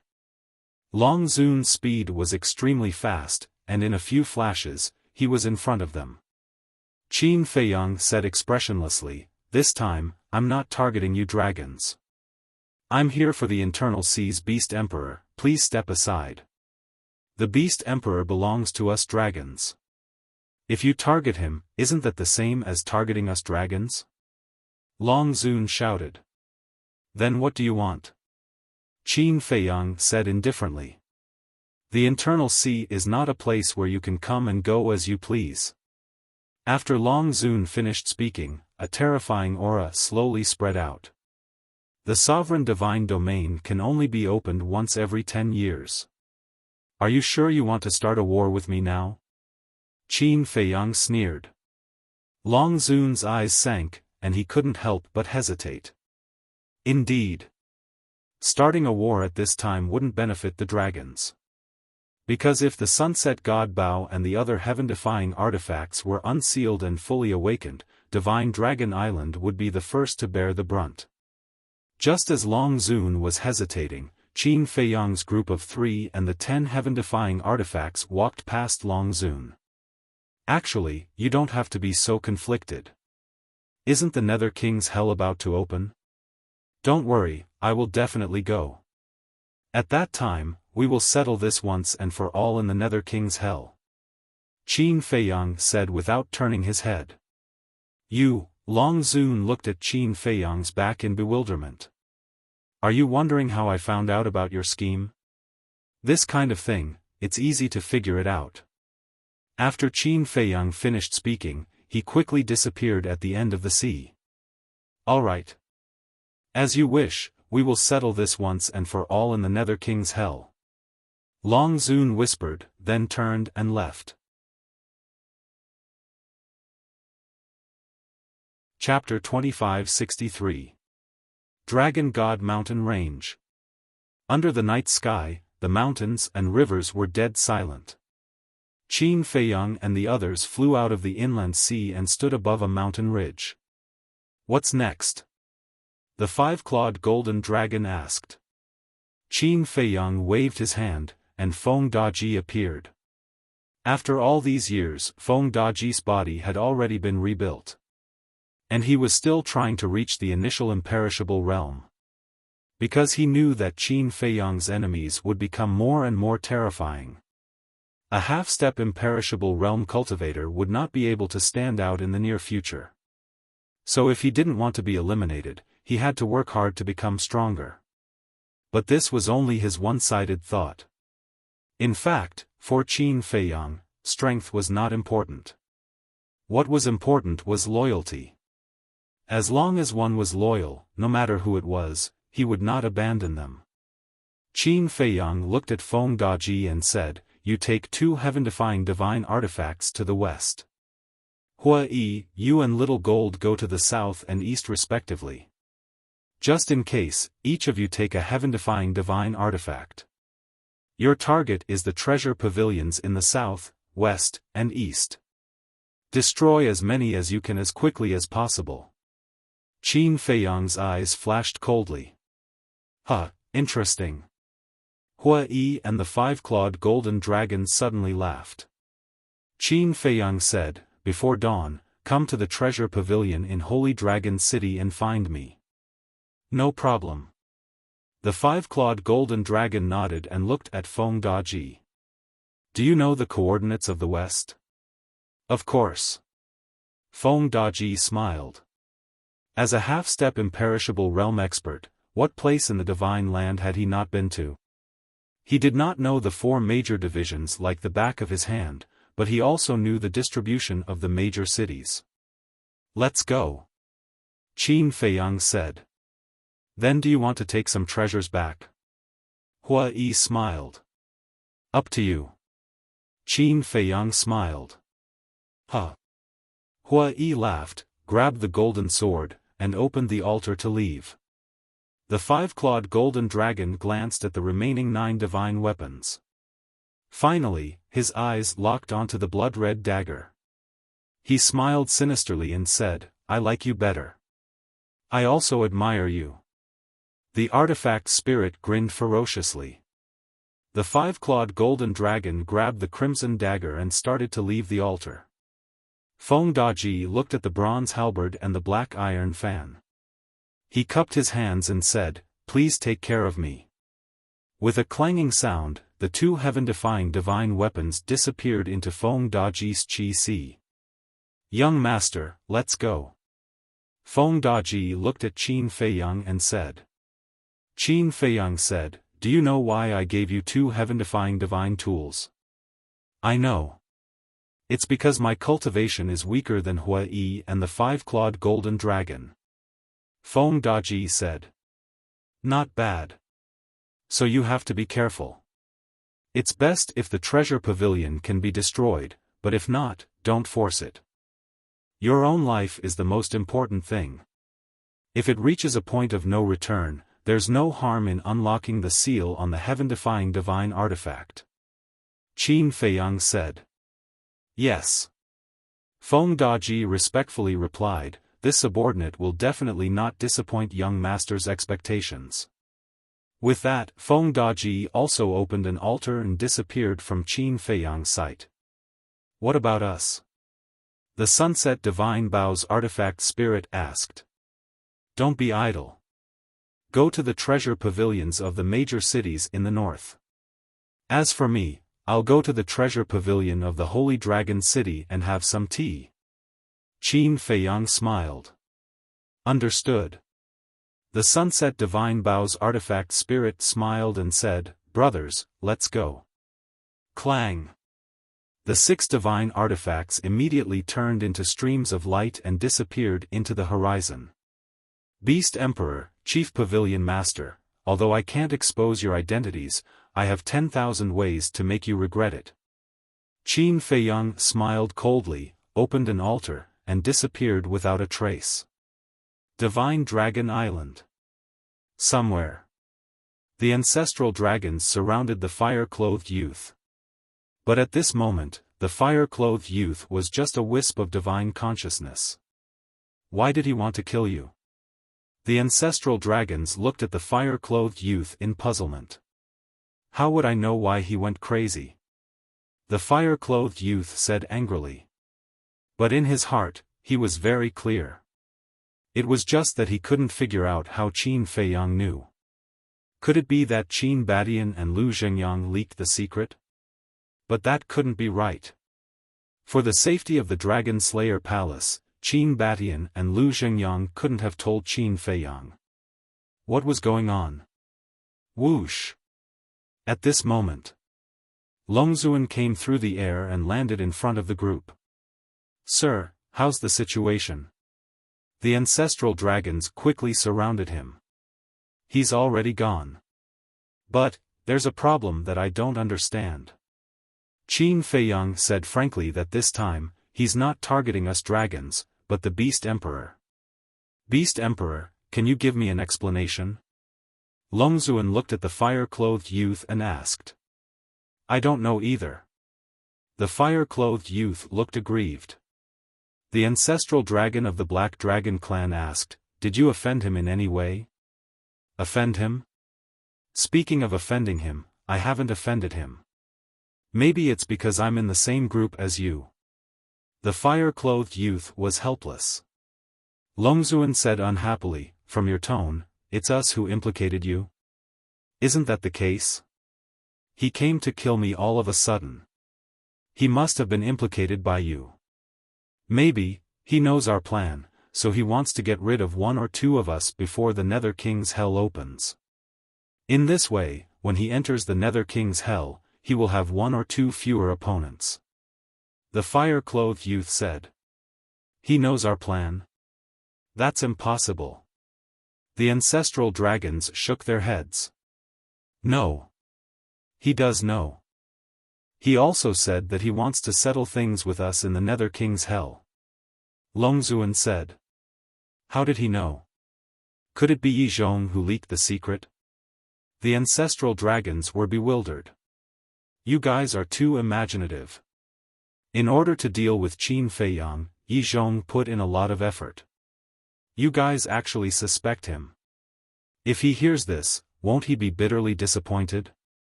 This kind of thing, if you think about it a little, you will know that it must have been deduced by Qin Feiyang. It's not like you guys haven't experienced Qin Feiyang's cleverness. Let's talk about it later. Isn't there still Qin Badian and Lu Zhengyang secretly helping him? The fire-clothed youth rolled his eyes. What a bunch of pigs.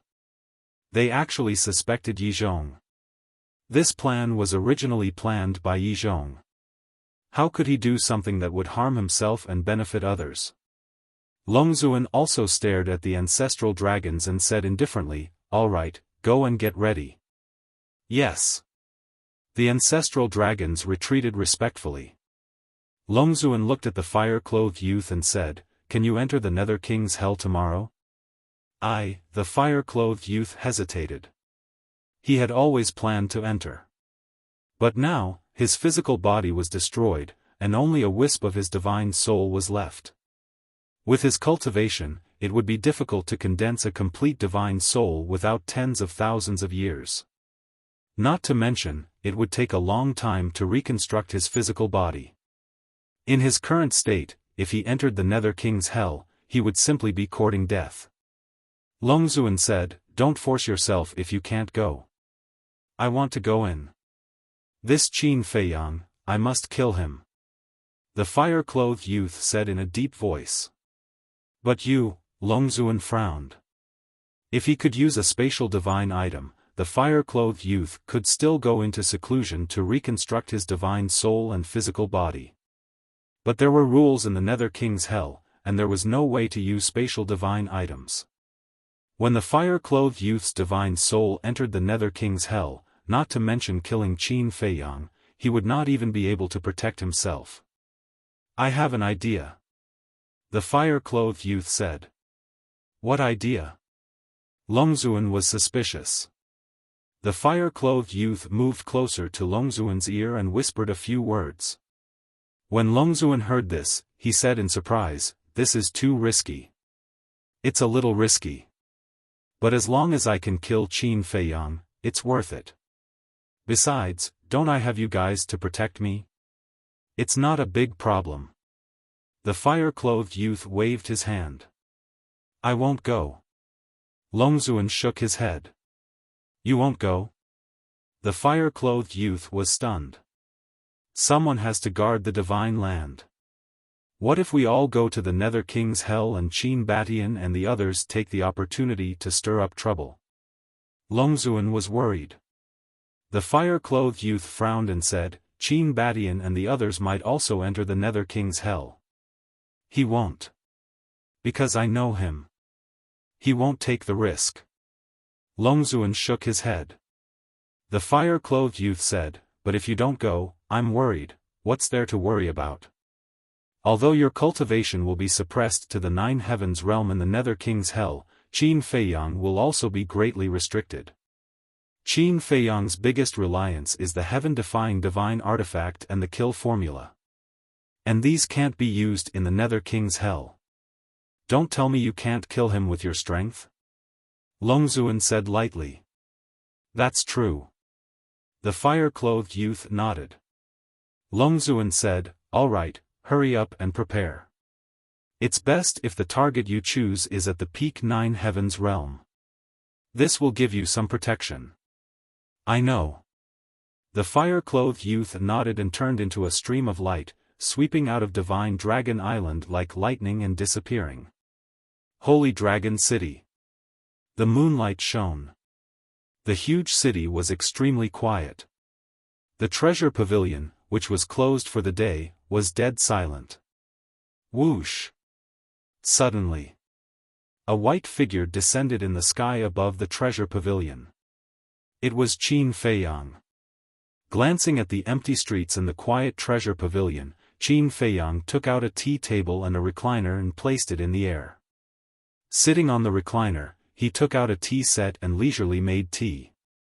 But this time, he didn't use the tea leaves brewed by Fire Lotus. Because Yi Zhong also knew about this tea. If he made this tea now, once Yi Zhong found out, he would definitely suspect his identity. He had only chosen a relatively ordinary type of tea. Next, he lay on the recliner, drinking tea while admiring the moonlight. "Look, are my eyes playing tricks on me? Why is there a person sitting in the sky above the treasure pavilion?" Soon, a few passers-by noticed Qin Feiyang when they passed by the street beside the treasure pavilion. "I'm not playing tricks on me. It's indeed a person. What is he doing? He's actually drinking tea in the sky above the treasure pavilion? No. Why do I feel that he looks familiar? It seems to be, it's Qin Feiyang." A few people stopped on the street with a suspicious look and looked up. When they saw Qin Feiyang's face, they couldn't help but change their expressions. That's right. It's him. Qin Feiyang, who snatched the 10 heaven-defying divine artifacts of the dragons, severely injured the ancestral dragons, and was not even afraid of Longzuan.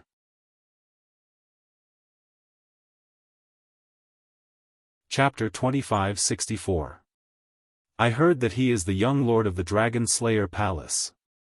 Why is he sitting here so brazenly? What does he want to do? Isn't he afraid that the dragons will find trouble with him? The few of them were bewildered. Qin Feiyang lowered his head and looked at them. He smiled and said, "Do you want to come up? I'll treat you to some tea." "No need, no need."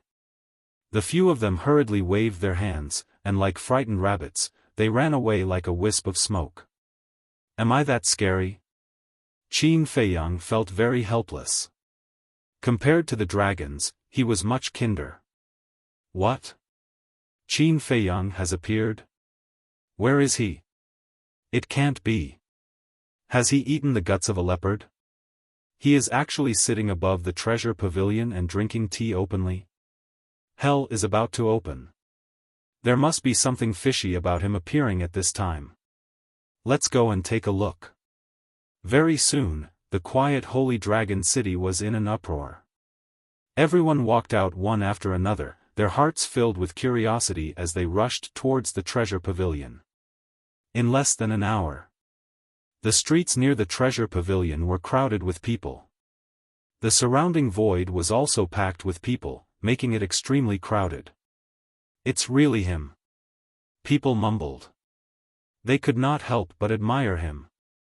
In terms of courage, this man was really unparalleled in the world.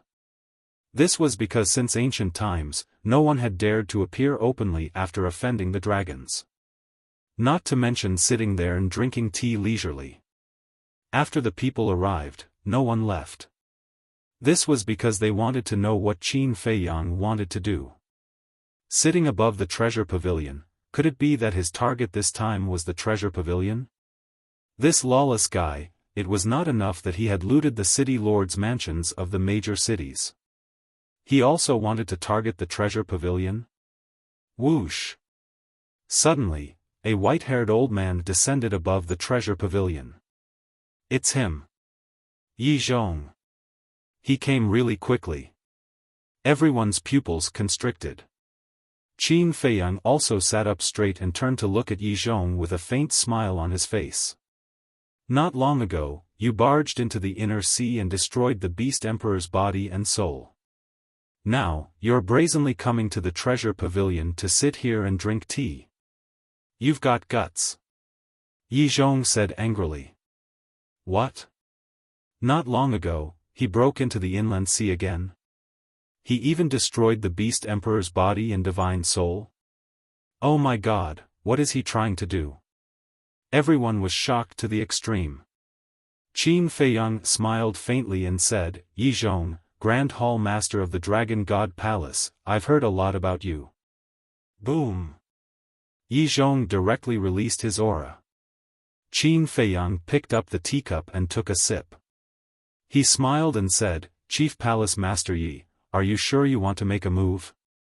There are a lot of people here right now. He's indeed a madman.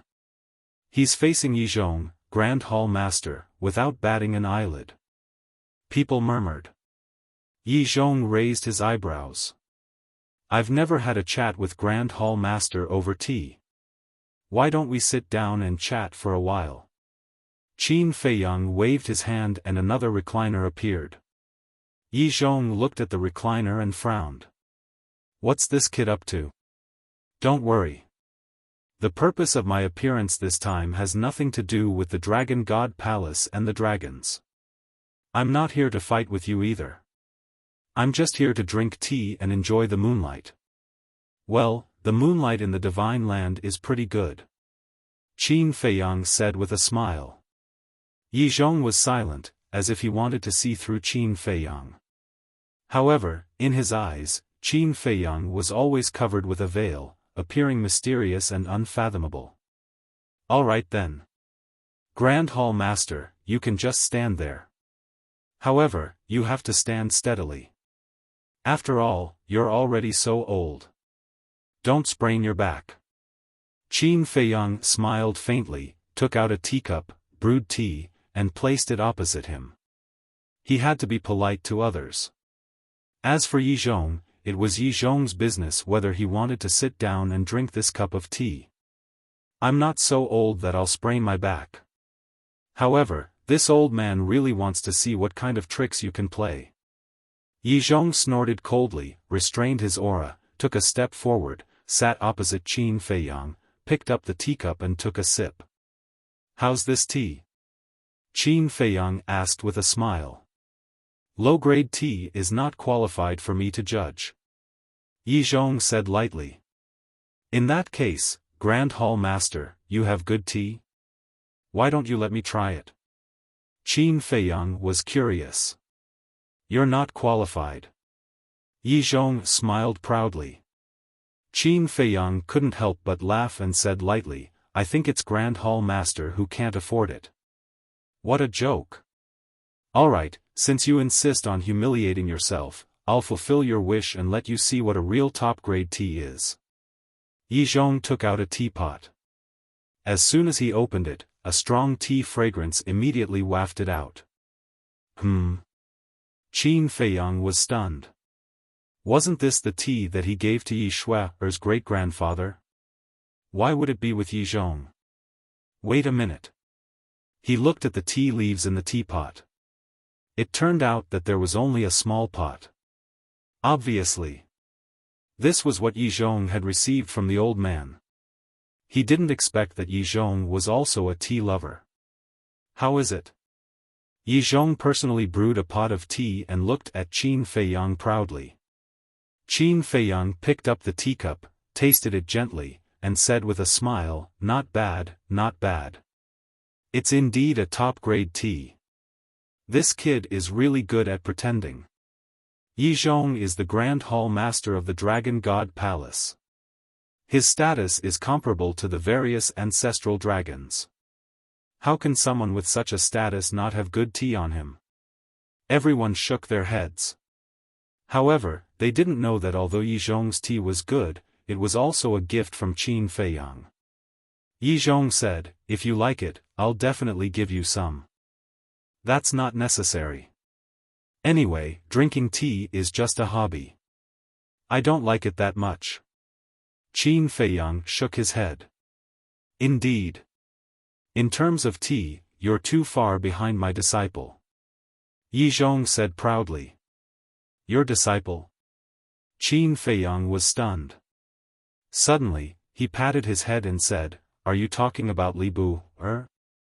You know him too? Yi Zhong was surprised. Of course I know him. This disciple of yours is quite famous in the Divine Land. Speaking of which, I kind of admire him. Because he's the only person I've seen in the Dragon God Palace who dares to challenge the dragons. I think it's a waste for someone like him to stay in the Dragon God Palace. Qin Feiyang said with a smile. Yi Zhong's pupils shrank, and he said, let me give you a piece of advice. Don't think about him. Qin Feiyang was stunned and said with a smile, I didn't expect the Grand Hall Master to care so much about Li Bu.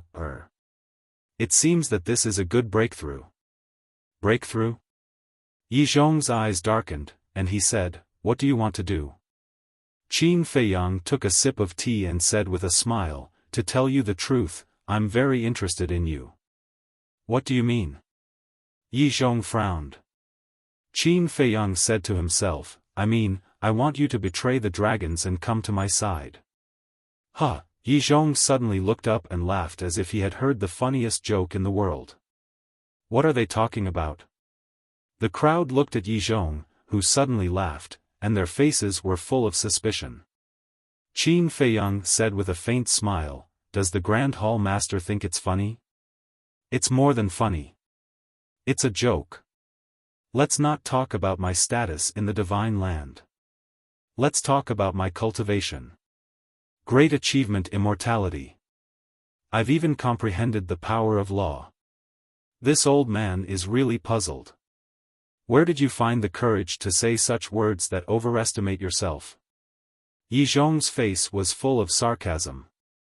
It's precisely because your cultivation is strong that I'm interested in you. If it were a peerless god or a ninth heaven realm cultivator, do you think I would take a second look at him? Qin Feiyang laughed secretly. Yi Zhong didn't say anything and sneered. As for the power of law you mentioned, there's really nothing to show off. Qin Feiyang shook his head again. Yi Zhong wanted to scold him immediately. But he suddenly remembered that this man seemed to have comprehended the power of law of light.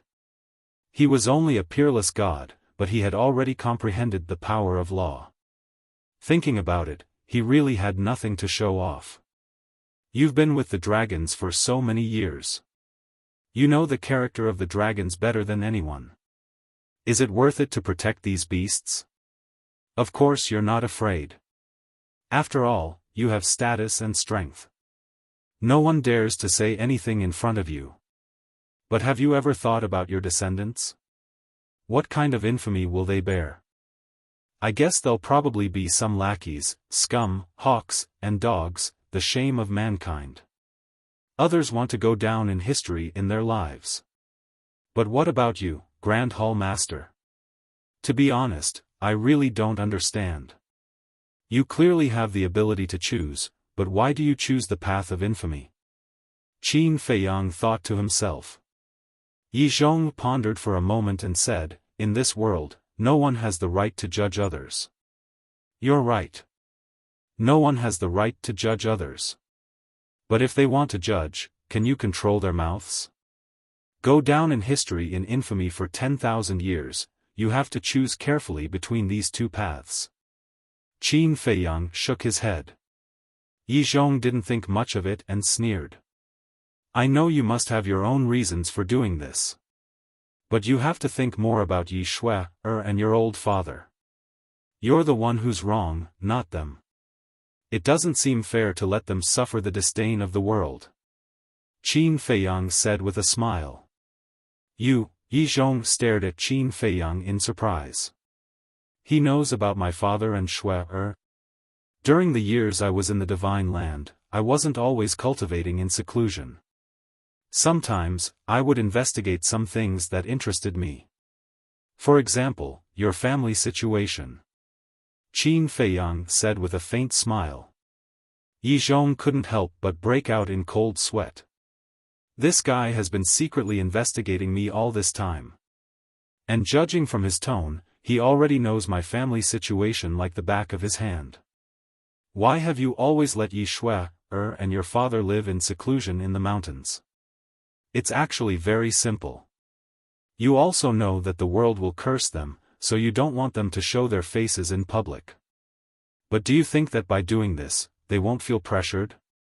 They actually feel pressured too. It's because of their concern, trust, and respect for you that they silently bear this pressure. If you really think about them, if you really want them to live a comfortable and carefree life, then there's only one way. Leave the dragons and do what you should do. Qin Feiyang said with a voice transmission.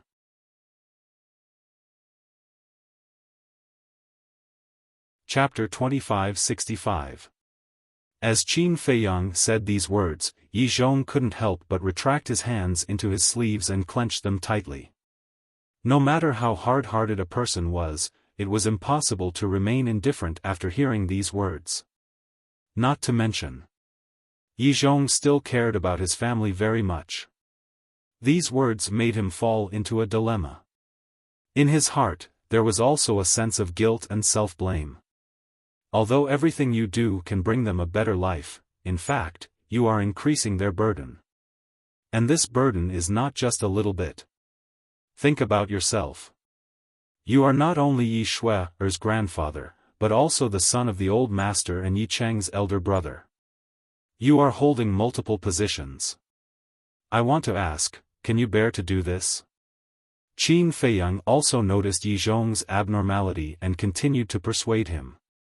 Enough! Yi Zhong suddenly shouted and stood up, glaring at Qin Feiyang. What? Did I say something wrong? Qin Feiyang raised his head and looked straight at him. You're right. But since ancient times, loyalty and filial piety can't be combined. Yi Zhong said secretly. Then do you think loyalty to the dragons is really loyalty? Qin Feiyang asked secretly. Whether it is or not, I have my own judgment in my heart. Yi Zhong snorted coldly. Yes. In your opinion, loyalty to the dragons is also loyalty. But you don't know that in the eyes of the world, you are helping the evildoers. Are you worthy of the word loyalty? In my opinion, you are simply a disloyal, unfilial, heartless, and unrighteous person. Qin Feiyang shouted secretly. Every word was like a gem. What did you say? Yi Zhong stared at him fiercely. Because of you, your father has to bear the infamy. This is unfilial. You help the dragons and harm your own kind. This is heartless. You don't care about Yi Cheng and let him become the dragon's lackey with you. This is unrighteous. You have the power to save the world, but you don't know how to repent. You insist on being an accomplice to a villain. This is disloyalty. So disloyal, unfilial, heartless, and unjust. How can you still have the face to say that loyalty and filial piety cannot be fulfilled at the same time since ancient times? Have you asked your family if they really need the superior life that you've exchanged for with your pride and dignity? Qin Feiyang bellowed. Yi Zhong's eyes trembled, and his heart sank into an unprecedented panic. Think about it. What should a person do in life? Qin Feiyang shook his head and sighed. What should a person do in life? Yi Zhong mumbled. He was confused, hesitant, and at a loss. But suddenly, he took a deep breath and returned to his seat. He shook his head and said, "You're really powerful. You almost destroyed my mental state." Wrong. I'm not trying to destroy your state of mind. I'm trying to reason with you. Take your time to think about it.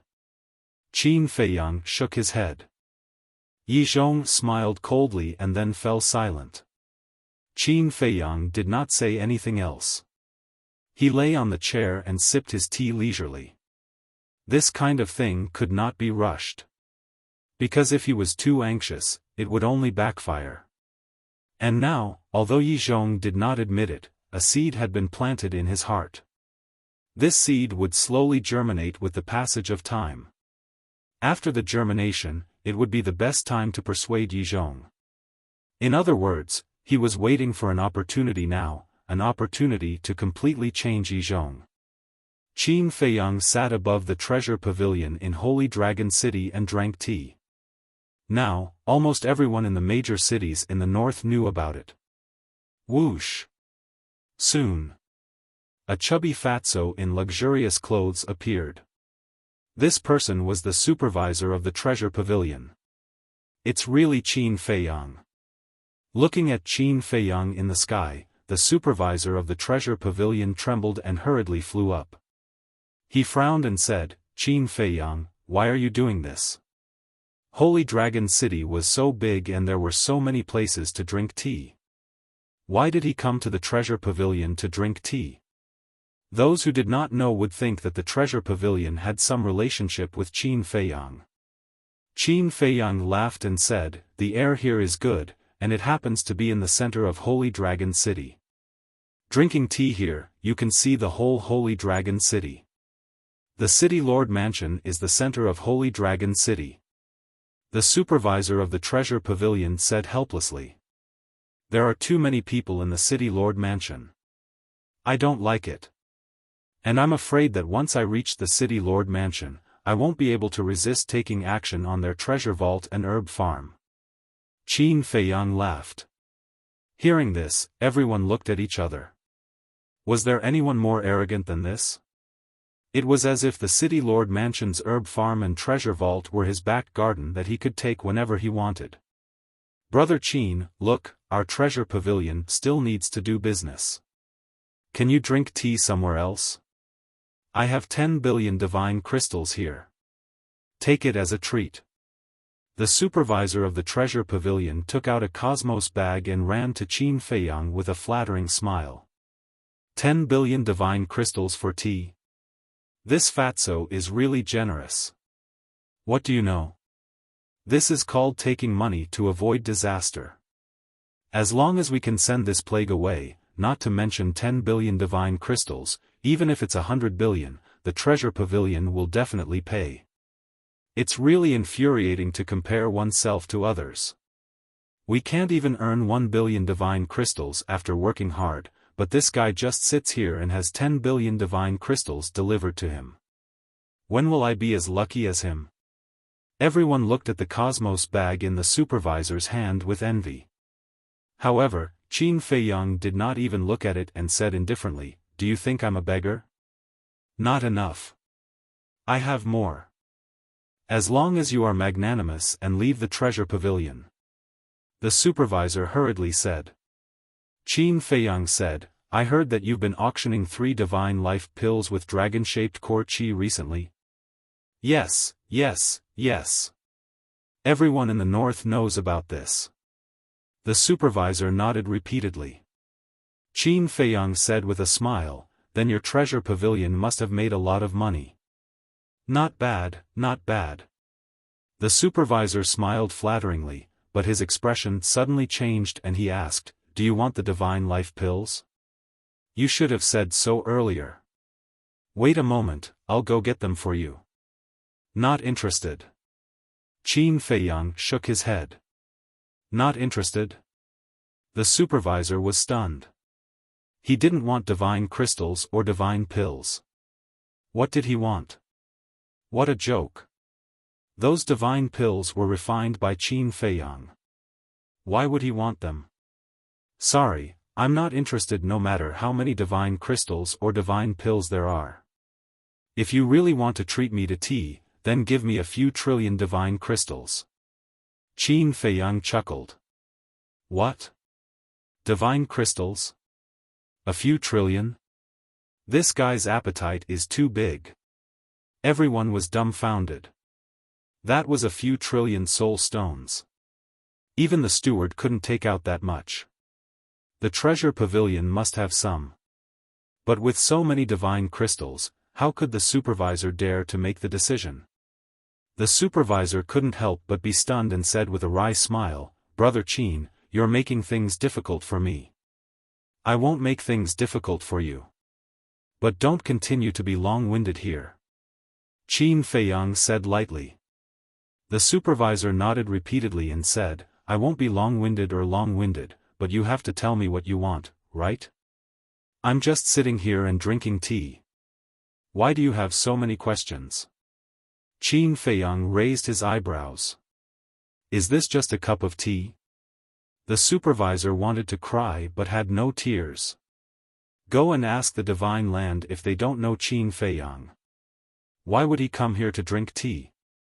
What should he do?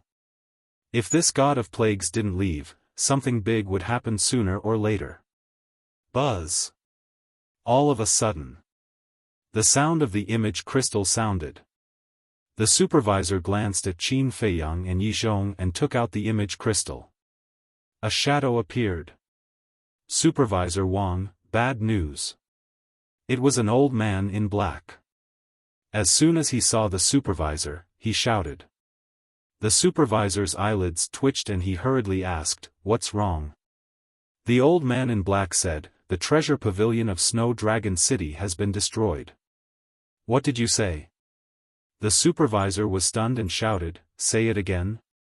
"The treasure pavilion of Snow Dragon City has been destroyed. The treasures in the treasure pavilion have also been taken away." The old man in black said. "It can't be. Who destroyed the treasure pavilion of Snow Dragon City and took away all the treasures? Who is so bold? Wait. It can't be him, can it?" Everyone was shocked and looked at Qin Feiyang. "Damn it, who did it?" The supervisor was furious. Yes, yes, yes. It's a heaven-defying divine artifact. It seems to be the sunset bow.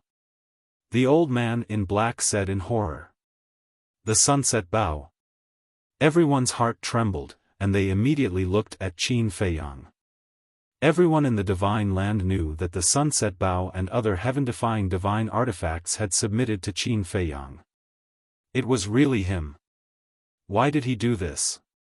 Did the treasure pavilion offend him? The manager was also dumbstruck as he looked at Qin Feiyang. The old man in black asked anxiously, Supervisor Wang, what should we do? I don't dare to report it to the chief pavilion master. How do I know what to do? The supervisor roared at the old man in black and turned off the image crystal. He looked at Qin Feiyang and said, Brother Qin, I don't think the treasure pavilion has offended you. Why did you do this? Qin Feiyang smiled and said nothing. Buzz. At this time, the supervisor's image crystal vibrated again. Everyone looked at the supervisor again. The supervisor felt more and more uneasy. He activated the image crystal. A woman in black appeared. The woman in black immediately shouted, Supervisor Wang, bad news. The treasure pavilion of the Serpent City was destroyed by a heaven-defying divine artifact and all the treasures were taken away. The treasure pavilion of the Serpent City was also visited by a heaven-defying divine artifact? Everyone was shocked. The supervisor also came to his senses after a long while. He looked at the woman in black and asked, Is it the heaven-defying divine artifact of the dragons? Yes. A black iron fan. But I remember that this divine artifact has fallen into the hands of Qin Feiyang. The woman in black said. I know. Snow Dragon City was also destroyed by the sunset bow. Inform the chief pavilion master. It's not up to us to solve this problem. Tell the chief pavilion master that Qin Feiyang is in the treasure pavilion of the Holy Dragon City. The supervisor said helplessly. Qin Feiyang. The woman in black was shocked and immediately turned off the image crystal. But it was not over yet. Then, the supervisors of the treasure pavilions in other cities also sent messages one after another, saying that they had also been visited by a heaven-defying divine artifact. What is he going to do? Is he going to destroy all the treasure pavilions in the north? I don't remember him having a grudge against the treasure pavilion. The onlookers were discussing. They could not calm down. First, he looted the medicine fields and treasure vaults of the cities. Now, he attacked the treasure pavilion. How could there be such a crazy person in the world?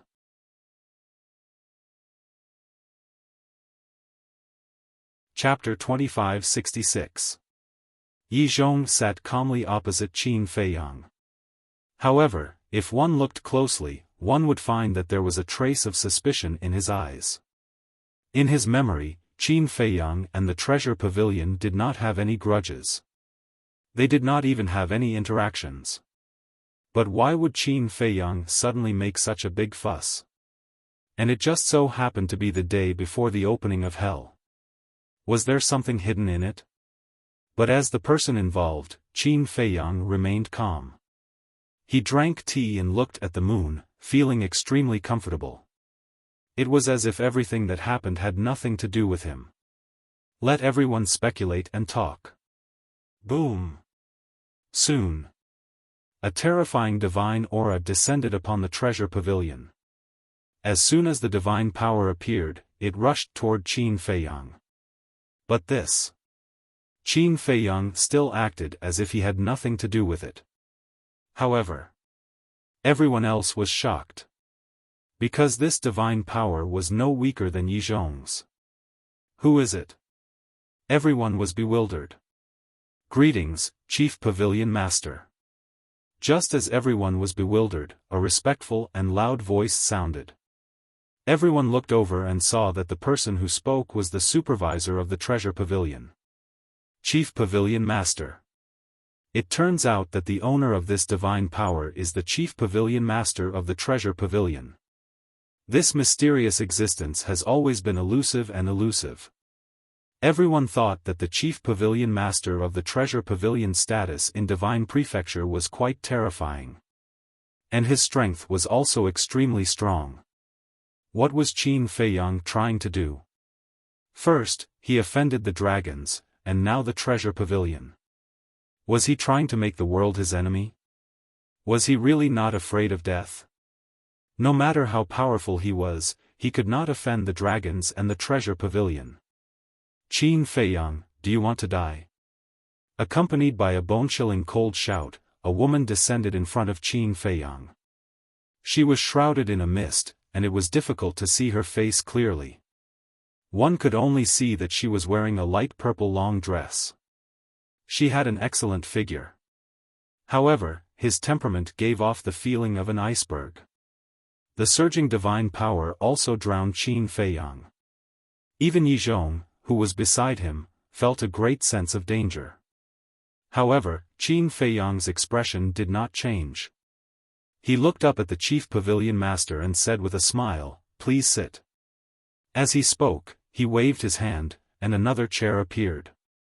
Immediately after, he picked up the teapot and said with a faint smile, "This tea belongs to Chief Palace Master Yi.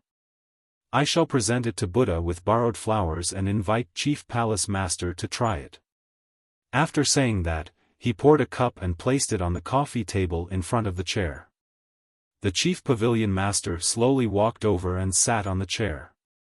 He glanced at the teacup and then directly looked at Qin Feiyang and asked, "What do you want to do?" His tone was rather gloomy. "I'm not planning to do anything. Even though I've been in the divine land for so long, I haven't seen you yet, chief pavilion master, so I wanted to ask you out." Qin Feiyang said with a smile. "Let's meet?" Everyone was helpless. Even Yi Zhong could not help but twitch the corner of his mouth. How could he ask someone out like that? "Aren't you treating me like a fool? Speak human language." The chief pavilion master said word by word, a little exasperated. "I'm speaking human language." "What? Chief pavilion master, you don't understand? You can't even understand human language. Are you still human?" Qin Feiyang smiled faintly. "How dare you?" The chief pavilion master was furious. He actually humiliated her in public. "Don't be angry, don't be angry. It's just a joke. Drink some tea first. I've tasted this tea. It's not only the best tea, but also has the effect of smoothing the qi. How about you? Drink some first. I don't want to hurt my body when I get angry later." Qin Feiyang said with a smile. "What do you mean?" Everyone was stunned. Why did they feel that this person was still holding back a big move? The chief pavilion master glanced at Qin Feiyang gloomily, then looked at the teacup on the table again. He turned to Yi Zhong and said, "Why are you here?" Yi Zhong said, "Such a big thing has happened. How can I not come to take a look?" "Then you should do something. After all, you were ordered to guard the north. Are you going to watch him do whatever he wants?" The chief pavilion master said angrily. "Back then, when he looted the major city lord mansions, didn't your treasure pavilion also watch the fun from the side?" Yi Zhong said lightly. "You," the chief pavilion master glared at him. But at this moment, buzz! There was a buzzing sound. The chief pavilion master raised his eyebrows and took out an image crystal. An old man in white appeared. "What's the matter?" the chief pavilion master shouted. The old man in white was already trembling with fear. When he saw the chief pavilion master so angry, his body suddenly trembled and he shouted, "Lord, something bad has happened." "Huh?" Everyone was surprised. Yi Zhong also frowned. Wasn't this person the supervisor of a treasure pavilion in the east? Looking at him, could it be that the same thing was happening to the treasure pavilion in the east? "Speak!" the chief pavilion master said angrily. The white-haired old man quickly said, "Our treasure pavilion in the east has been destroyed by evil people." Sure enough. Yi Zhong's heart trembled and he glanced at Qin Feiyang. There was no suspense. It must be this guy behind the scenes. Who is it? How much did we lose?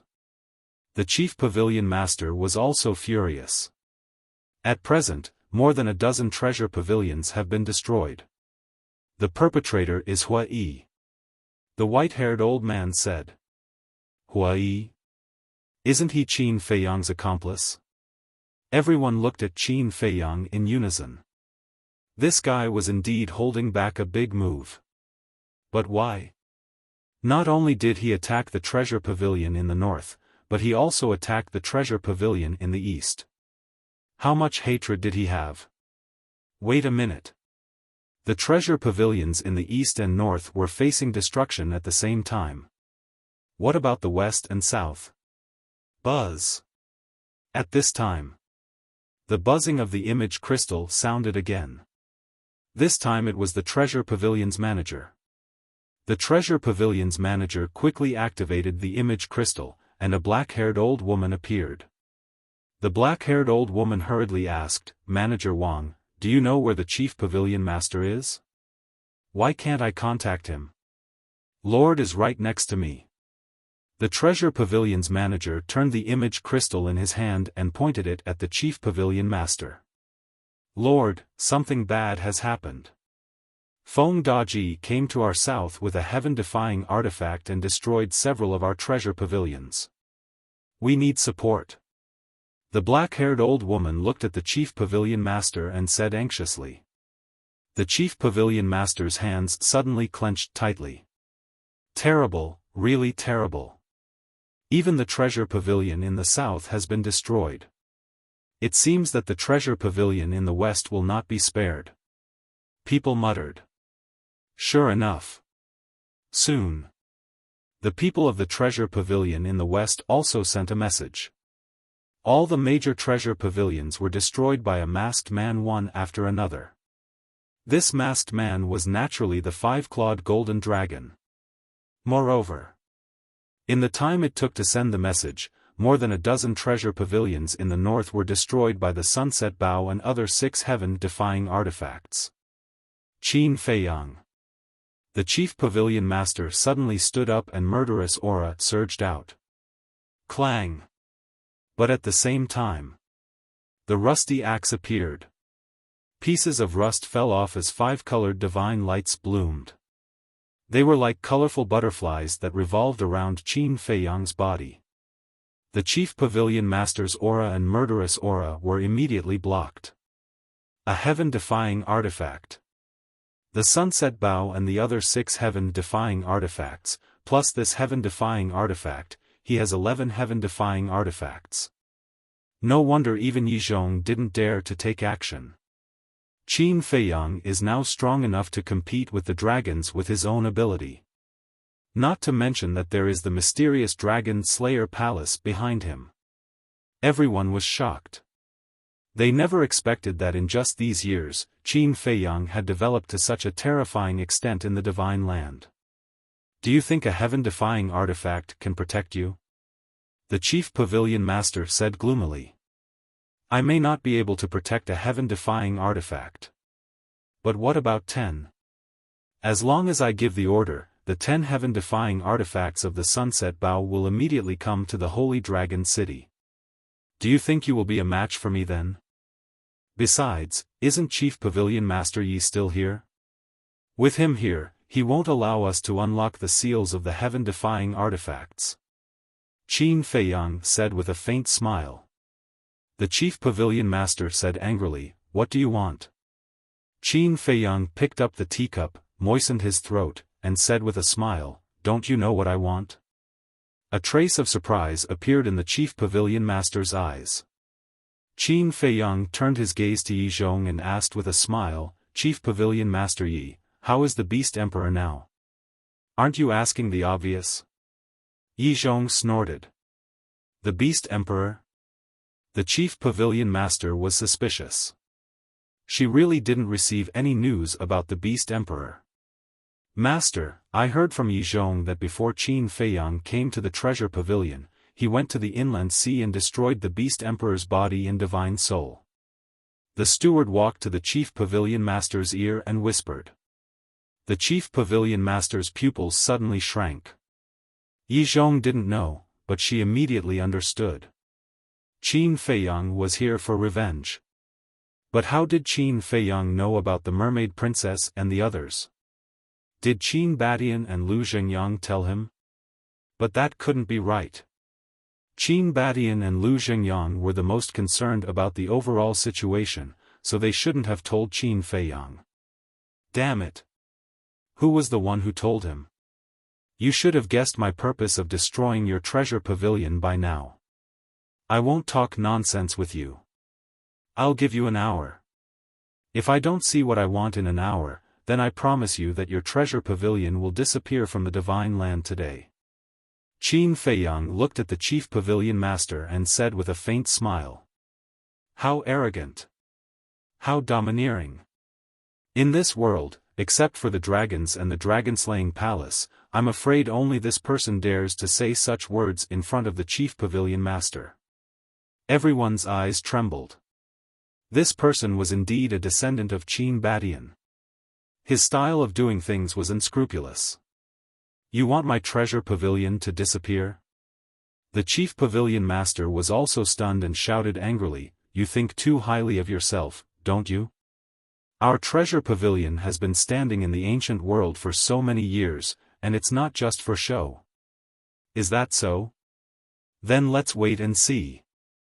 Anyway, I have plenty of time.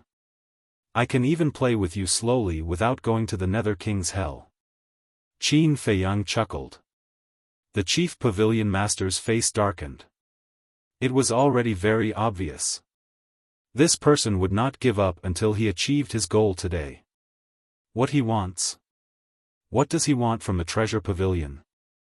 Yi Zhong looked at Qin Feiyang and the chief pavilion master with a trace of suspicion in his old eyes. Also, why did Qin Feiyang deliberately mention the Beast Emperor? Could it be that the Beast Emperor had something to do with this? First, he tried to kill the Beast Emperor, then he attacked the treasure pavilion. What kind of unknown secret was hidden in this?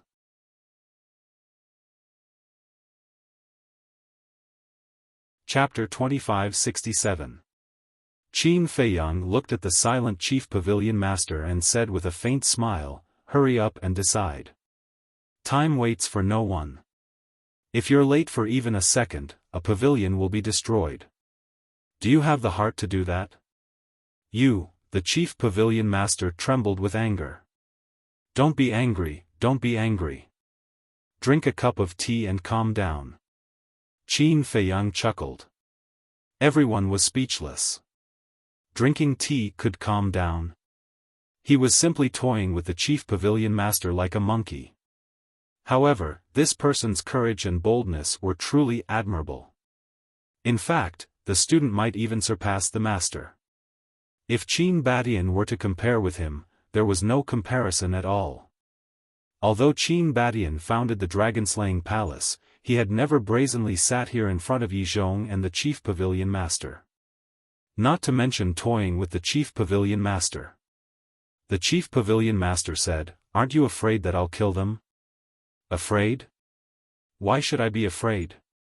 If you really dare to kill them, why did you imprison them? Believe it or not, if you dare to touch a single hair on them, not only me, but even the two ancestors won't let you go. Don't you have this bit of awareness? Qin Feiyang snickered. The chief pavilion master was extremely angry, but there was nothing he could do. Although Qin Feiyang was the young master of the dragon-slaying palace and could be considered a member of the dragon-slaying palace, she, a dignified sovereign, seemed to be worthless in front of Qin Feiyang. The most hateful thing was, he actually sent people to destroy her treasure pavilion. Not to mention anything else, they were in the same camp after all. Couldn't they discuss things? Take your time to think about it. I'm not in a hurry. Qin Feiyang held the teacup and tasted the tea by himself. His face was full of enjoyment as he said with a smile, Chief Pavilion Master, the taste of this tea is really amazing. I suddenly want some. Can you give it to me? If Yi Zhong was willing to give him some, Qin Feiyang wouldn't have to worry so much about it in the future. When Yi Zhong asked, he would say that he gave it to him. In your dreams. Yi Zhong snorted coldly. Qin Feiyang shook his head helplessly and said, "Is your prejudice against me that big? This old man doesn't seem to be that close to you." Yi Zhong snorted through his nose. "That's sad. Looks like I really need to have a good chat with that disciple of yours. Not for anything else, but for this tea," Qin Feiyang said with a smile. "What do you mean?" Yi Zhong's gaze darkened. "Wasn't this tea given to you by your disciple? Something's not right. He gave it to your father, and he even gave him a whole jar. You got these tea leaves from your father. Am I right?" Qin Feiyang smiled faintly. "You're spying on me." Yi Zhong stood up and glared at Qin Feiyang. No. Spying on me doesn't sound good. You should understand that I'm concerned about you." Qin Feiyang waved his hand. "Concerned?" Yi Zhong was burning with anger. The chief pavilion master rolled his eyes and looked at Yi Zhong. "Why don't we join forces and call Long Zun and the others over to kill him?" "Join forces?" Qin Feiyang laughed and said sarcastically, "Hell is about to open. Do you think Chief Pavilion Master Yi will do such a risky thing now?" Yi Zhong also looked at the Chief Pavilion Master coldly and pretended not to hear anything. The Chief Pavilion Master couldn't help but frown. Qin Feiyang said again, "But you're really ridiculous. You're the supreme sovereign of the Dragon Slayer Palace, but you actually want to join forces with the dragons. Kid, don't be too arrogant." The Chief Pavilion Master was so angry that he was about to go crazy. "You need to have the ability to be arrogant." "I do. But what about you? I'm afraid you don't even have a brain. You clearly know that the Mermaid Princess and the others are very important to me, but you still use them to threaten me. Aren't you touching my reverse scale? Do you know the price of angering me? I'm not even afraid of the dragons, let alone a little pavilion master like you. Give me an answer within 3 breaths. Otherwise, even if you invite the 2 ancestors, you won't be able to change my mind." Qin Feiyang shouted secretly. The chief pavilion master gnashed his teeth. He was getting more and more arrogant. He didn't take her, a supreme sovereign, seriously at all. 3. Qin Feiyang drank his tea and slowly transmitted his voice. 2. 1. When he said 1, Qin Feiyang slowly put down his teacup, and a trace of killing intent appeared in his eyes. The chief pavilion master's eyelids twitched. Qin Feiyang turned to look at Fu Tu and said with a smile, "Let the sunset divine bow and the others kill." Boom! As soon as these words came out, the chief pavilion master felt as if she had been struck by lightning, and her face couldn't help but turn pale. She originally thought that Qin Feiyang was just scaring her and didn't take it seriously. But she didn't expect that. He really wanted to completely destroy the treasure pavilion. Then again, she didn't know Qin Feiyang at all. He didn't cause trouble, but he wasn't afraid of trouble either. If he was provoked, he would follow even the heavens. Okay. The artifact spirit laughed. The chief pavilion master shivered and quickly said secretly, "Stop, I promise you." The corners of Qin Feiyang's mouth lifted slightly, and he waved his hand to stop Fu Tu. He looked at the chief pavilion master and transmitted his voice with a smile, "I thought you had more backbone, but it turns out that you're just like this." Being humiliated again and again, the chief pavilion master couldn't help but have a trace of resentment in her eyes. Although these words were secretly transmitted and were not known to others, one must know that with her status and strength, she had never been in such a difficult position before. "I'll go to the Dragon Slayer Palace and release them. You also immediately tell Hua-yi and the Sunset Divine Bow to stop. The chief pavilion master said secretly. Of course. Tell them that I'll be waiting for them at Black Tortoise Mountain outside the city. Qin Feiyang transmitted his voice. Okay. The chief pavilion master took a deep look at Qin Feiyang, turned around, opened an altar, and left. She left? What's going on? Could it be that the chief pavilion master doesn't care about the life and death of the treasure pavilion? How is that possible? The treasure pavilion is the work of the chief pavilion master. I think they must have made some secret deal. Everyone whispered. Qin Feiyang also got up and looked at Yi Zhong with a smile. I still have something to do, so I won't accompany the chief pavilion master. See you later. Yi Zhong also got up and transmitted his voice. This old man will wait for you in the Nether King's hell. I definitely won't let you down. Qin Feiyang smiled faintly and put away the tea table and reclining chair. He turned to look at Fu Tu and said to himself, Go and inform Sunset Godly Bao and the others to meet me at Black Tortoise Mountain. Okay. The weapon spirit of Fu Tu responded secretly and disappeared like a flash of lightning. Qin Feiyang also opened an altar and swaggered away. Until then. The steward let out a sigh of relief. He found that his whole body was drenched in cold sweat. Although Qin Feiyang didn't make a move from the beginning to the end, the invisible pressure emitted by his calmness made even him, a half-step invincible realm expert, a little overwhelmed. The rise of this man was unstoppable. Not even the dragons. He could even predict that the future of the ancient world would change greatly because of this man. After Qin Feiyang disappeared, Yi Zhong also left without saying a word. This little guy is really scary. Yeah. It's the first time I've seen such a terrifying young man. He didn't make a move, nor did he get angry. He just sat there calmly and planned his strategy. Who can compete with him? He's a rare talent. People muttered. Even though a world-shocking battle hadn't occurred, Qin Feiyang's godlike figure had already been imprinted in their hearts, and it was impossible to forget. Black Tortoise Mountain. Qin Feiyang took out an image crystal and notified Hua-yi, the five-clawed golden dragon, and Feng Daji. Then, he closed his eyes and waited silently. Whoosh! Soon. Hua-yi, Feng Daji, and the five-clawed golden dragon returned. How was it? The three of them asked with a smile. If the chief pavilion master didn't compromise, would I have called you back? Qin Feiyang smiled faintly. Then what does she look like? Hua-yi was curious. What do you mean?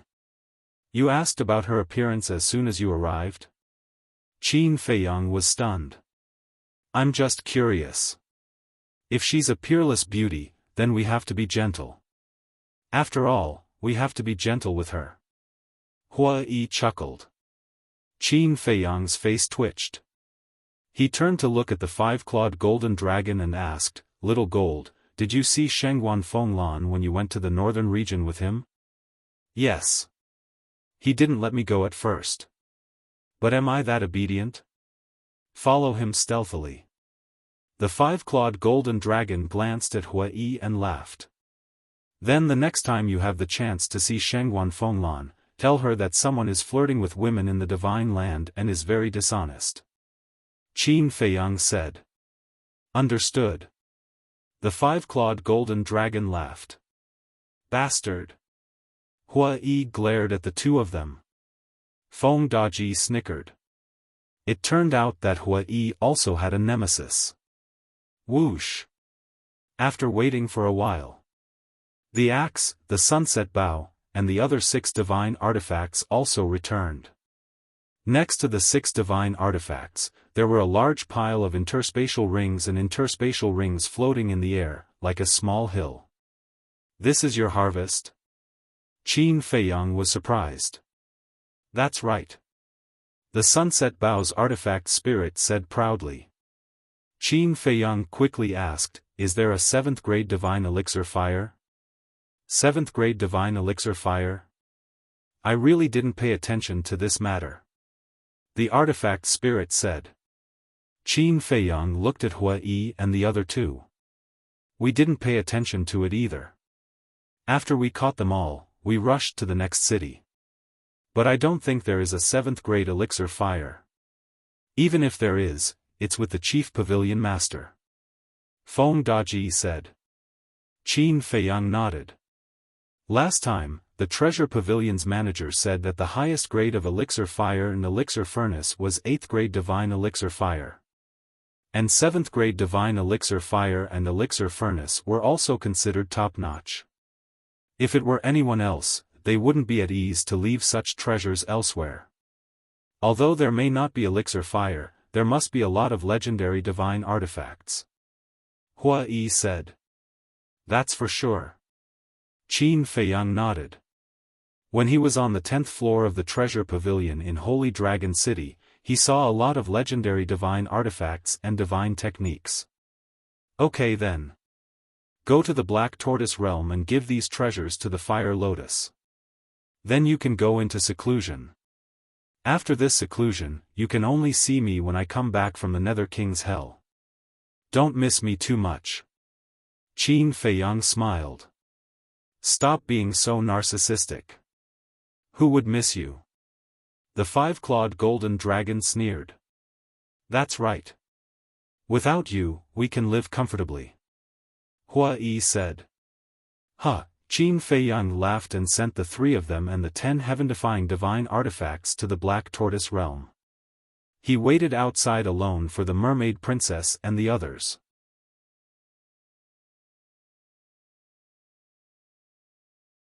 Chapter 2568. Time passed slowly. Qin Feiyang frowned when he did not see the mermaid princess and the others.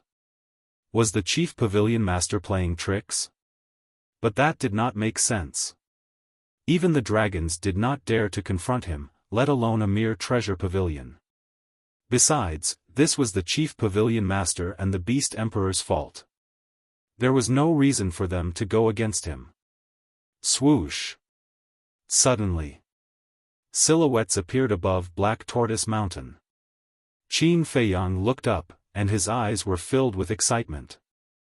Were they not the lovers and companions he had been thinking about day and night?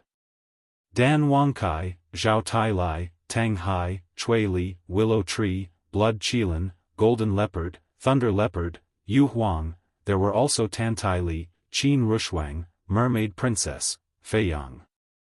Boss. Young Master. When everyone saw Qin Feiyang, their expressions were also incomparably excited and they immediately surrounded Qin Feiyang. Feiyang, I thought I would never see you again. The mermaid princess threw herself into Qin Feiyang's arms. I'll take care of everything. Don't be afraid. Qin Feiyang's heart ached. The mermaid princess nodded. Damn it. Supreme Cloud and Supreme Beast are inhumane. How dare they imprison us? Don't worry. Revenge is a dish best served cold. They'll fall into our hands sooner or later. That's right. We'll let them know why the flowers are so red. The Blood Qilin, Thunder Leopard, Golden Leopard, and Yu Huang gnashed their teeth. Qin Feiyang looked at the beasts and nodded. Don't worry. That day will come. Let's not talk about that first. Young Master, I heard that the castle and Black Tortoise realm have merged, and the time formation has become 100 years a day? Is that true? Zhao Tailai and the others looked at Qin Feiyang expectantly. Qin Feiyang smiled. Of course it's true. Why else would I ask you to come back? Haha, then hurry up and enter. I'm just about to break through to the half-step 9 heavens realm. The Blood Kirin said excitedly. Half-step 9th heavens realm? Qin Feiyang froze, and he looked at the Blood Kirin. This guy had actually broken through to the great circle of the paramount god level. Zhao Tailai and the others, as well as Yu Huang and the other beasts, we're all perfected transcendent gods. It seems that you've gained quite a lot from the dragon-slaying palace over the years. Qin Feiyang smiled. That's a must. Ever since we separated in the heavenly dragon sea, we've been in seclusion every day, and we've never run around. We're just afraid of embarrassing you. Lei Bao and the other beasts chuckled. Qin Feiyang couldn't help but shake his head and laugh. Feiyang, I'm really sorry. I didn't protect them well. Tan Tai Li looked at Qin Feiyang with an apologetic expression. Great-grandmother, this has nothing to do with you. The fault lies with the chief pavilion master and the beast emperor. Selfishness and jealousy are too strong. Hold on, the cloud sovereign and the beast emperor you mentioned just now, could it be them? Qin Feiyang asked. Yes. Tan Tai Li nodded. Qin Feiyang snorted coldly. These two are not qualified to be on the same level as the two ancestors. But they are the sovereigns of the dragon-slaying palace after all. Both of your ancestors hoped that we could bury the hatchet and bury the hatchet. Don't affect the development of the dragon-slaying palace. Your two ancestors also asked me to apologize to you on their behalf for not telling you at the first moment. Tan Tai Li said. I'm not such a calculative person. As long as you're fine, anything can be discussed. Besides, they've paid a heavy price this time. Qin Feiyang smiled. Needless to say, the treasure pavilion's reputation was damaged, and they'd lost a lot of treasures. As for the beast emperor, his physical body was destroyed, and his soul was destroyed. For a supreme expert like the beast emperor, it wasn't just a great loss of vitality, but it was almost fatal.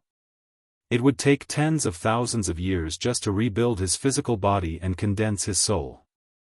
Tens of thousands of years was a long time for an imperishable realm expert.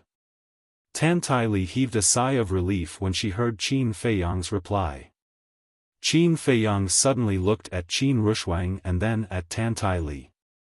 He teased, Great-grandmother, I'm surprised. Why are you and your mother here? Why? Can't we come? Qin Rushwang raised her eyebrows. Yes, of course you can. I'm just a little curious. Why don't you stay with your ancestors? Qin Feiyang said. This is why your ancestors asked us to come. After this incident, they realized that leaving us in the dragon-slaying palace wasn't the safest way. So they asked us to come to you.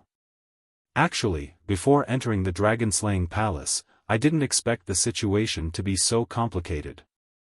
Tan Tai Li sighed. We're all family. Isn't it too serious to say that we'll come to you? My door is always open for you. As for the dragon-slaying palace, I think that indecisiveness will only lead to trouble. My two ancestors should be more decisive. Qin Feiyang said. If they continued to let these two ambitious people stay in the dragon-slaying palace, something would happen sooner or later. It's not as simple as you think. Your ancestors have their concerns too. They asked Supreme Cloud and Supreme Cloud to join the dragon-slaying palace because they were like-minded. But who would have thought that after the dragon-slaying palace finally stabilized, they would want to seize power again? Supreme Cloud and Supreme Cloud know the dragon-slaying palace like the back of their hands. If we push them to the dragon side now, it will do us no good at all. Besides, the dragon-slaying palace can't do without their support now. Especially Supreme Cloud. As the chief pavilion master of the treasure pavilion, she contributed more than anyone else when the dragon-slaying palace was first established. Because she basically provided all the resources the dragon-slaying palace needed. So what your two ancestors mean is to try to stabilize them and persuade them to truly be of one mind with us. Tan Tai Li said. I'm afraid it'll be difficult. Qin Feiyang shook his head and sighed. Where there's a will, there's a way. Tan Tai Li said with a smile. Qin Feiyang pondered for a while and said, if my two ancestors really want to keep them, then there's only one choice, and that is to control them by force. Control them? Tan Li was stunned for a moment, then shook her head and smiled bitterly. It was indeed this kid's style. We'll talk about this later. Let's go. I'll bring you to see the current Black Tortoise world, Qin Feiyang smiled. Boom. However, before he finished speaking, a monstrous murderous aura suddenly surged in the sky above. Following closely, a world-destroying divine power descended from the sky and blasted toward Qin Feiyang and the others below. Someone's there? Qin Feiyang and the others were shocked. At the same time, a wave of pressure surged over, and the group of people was immediately imprisoned in the void. This pressure, it's a supreme expert. Qin Feiyang's expression changed. The sudden arrival of the pressure and the sudden appearance of the divine power, this was obviously a carefully planned murder. They wanted to kill all of them here. Who is it? Qin Feiyang roared in his heart. However, he was unable to break free from the confinement of the pressure, and he couldn't even enter the ancient castle or the Black Tortoise world. The divine power was aggressive, like the might of the heavens. Everyone couldn't help but feel despair. I can't die. Everyone can't. Break for me. Qin Feiyang struggled frantically. However, the pressure was beyond his imagination. No matter how hard he tried, he couldn't break it. They could only watch helplessly as the divine power blasted toward them. If you want to kill him, do you have my permission? But suddenly, a tender voice sounded. Following closely, a little boy who looked like a porcelain doll appeared in front of Qin Feiyang. Qin Feiyang was overjoyed. Wasn't this the little boy? Clang! The little boy raised his hand and waved. The axe, the sunset bow, and other 11 heaven-defying divine weapons all appeared in an instant. At that moment, the 11 heaven-defying divine weapons released a destructive aura that surged toward the divine power. With a loud bang, the divine power immediately disintegrated. The pressure that imprisoned Qin Feiyang and the others also dissipated in an instant. Qin Feiyang's mind moved and immediately sent the mermaid princess and the others to the Black Tortoise world. Then, he grabbed the axe and soared into the sky. Immediately, he saw a black figure darting into the distant forest like lightning, disappearing without a trace. Where do you think you're going? Qin Feiyang immediately prepared to chase. Don't chase. The other party came prepared and won't give you a chance. The little boy said. Qin Feiyang clenched his hand and finally put away his killing intent. He lowered his head to look at the little boy and said, "Thank you." If the little boy hadn't appeared in time, he and the mermaid princess and the others would definitely not have been spared. The little boy waved his little hand and asked, "Do you know who it is?" "This aura is very unfamiliar." Qin Feiyang frowned and suddenly looked at the little boy and asked, "Wait, how did you come out?" "Nonsense. Even you can freely enter and exit the Black Tortoise world, let alone me." The little boy rolled his eyes. Qin Feiyang paused and frowned. What role do you play in the Black Tortoise world? He had always thought that he was the only one in the world who could freely enter and exit the Black Tortoise world. Me? It's a secret. The little boy grinned and disappeared without a trace. Qin Feiyang scratched his head and followed into the Black Tortoise world. He saw the mermaid princess and the others gathered in front of the castle gate with lingering fear. "Feiyang, are you okay?" Tan Li asked with concern. "I'm fine." Qin Feiyang shook his head and scanned everyone. Seeing that everyone was fine, he let out a sigh of relief and asked, "Did you see that divine power just now?" "No." The group shook their heads. Since it was a premeditated sneak attack, he definitely wouldn't have given you the chance to see through his identity. But it's not hard to guess. Who knows that we're in the Black Tortoise Mountain? At this time, Hua Yi, the 5-clawed golden dragon, Feng Da Ji, and Fire Lotus walked over. Who knows that we're in the Black Tortoise Mountain? Qin Feiyang whispered. Suddenly, a cold light flashed in his eyes. He raised his head and looked at Hua Yi and the others, Chief Pavilion Master. Because at that time, he only told the Chief Pavilion Master that he would meet up with the Mermaid Princess and the others at the Black Tortoise Mountain. That's right. This woman is not ordinary vicious. In the blink of an eye, she planned such a terrifying murder. Fortunately, that little brat can also leave the Black Tortoise world. Otherwise, you would have been doomed this time.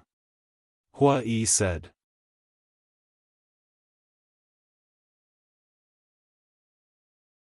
Chapter 2569. I'm going to send a message to my father. We can't let such a sinister person live. Qin Rushuang said angrily. We can't let this go so easily.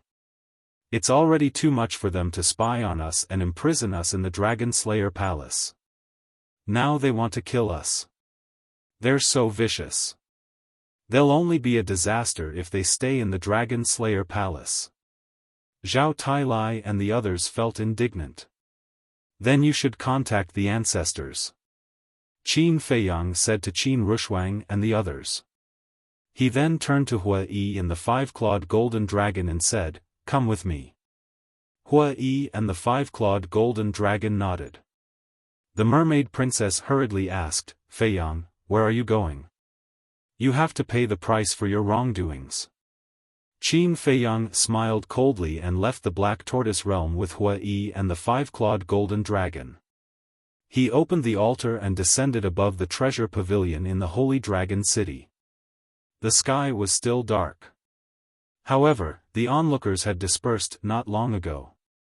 Boom! Qin Feiyang released his aura and shocked everyone. This seems to be Qin Feiyang's aura. He's back again. I think he's still in the treasure pavilion. Let's go take a look. Everyone rushed to the sky and looked above the treasure pavilion. It was indeed Qin Feiyang.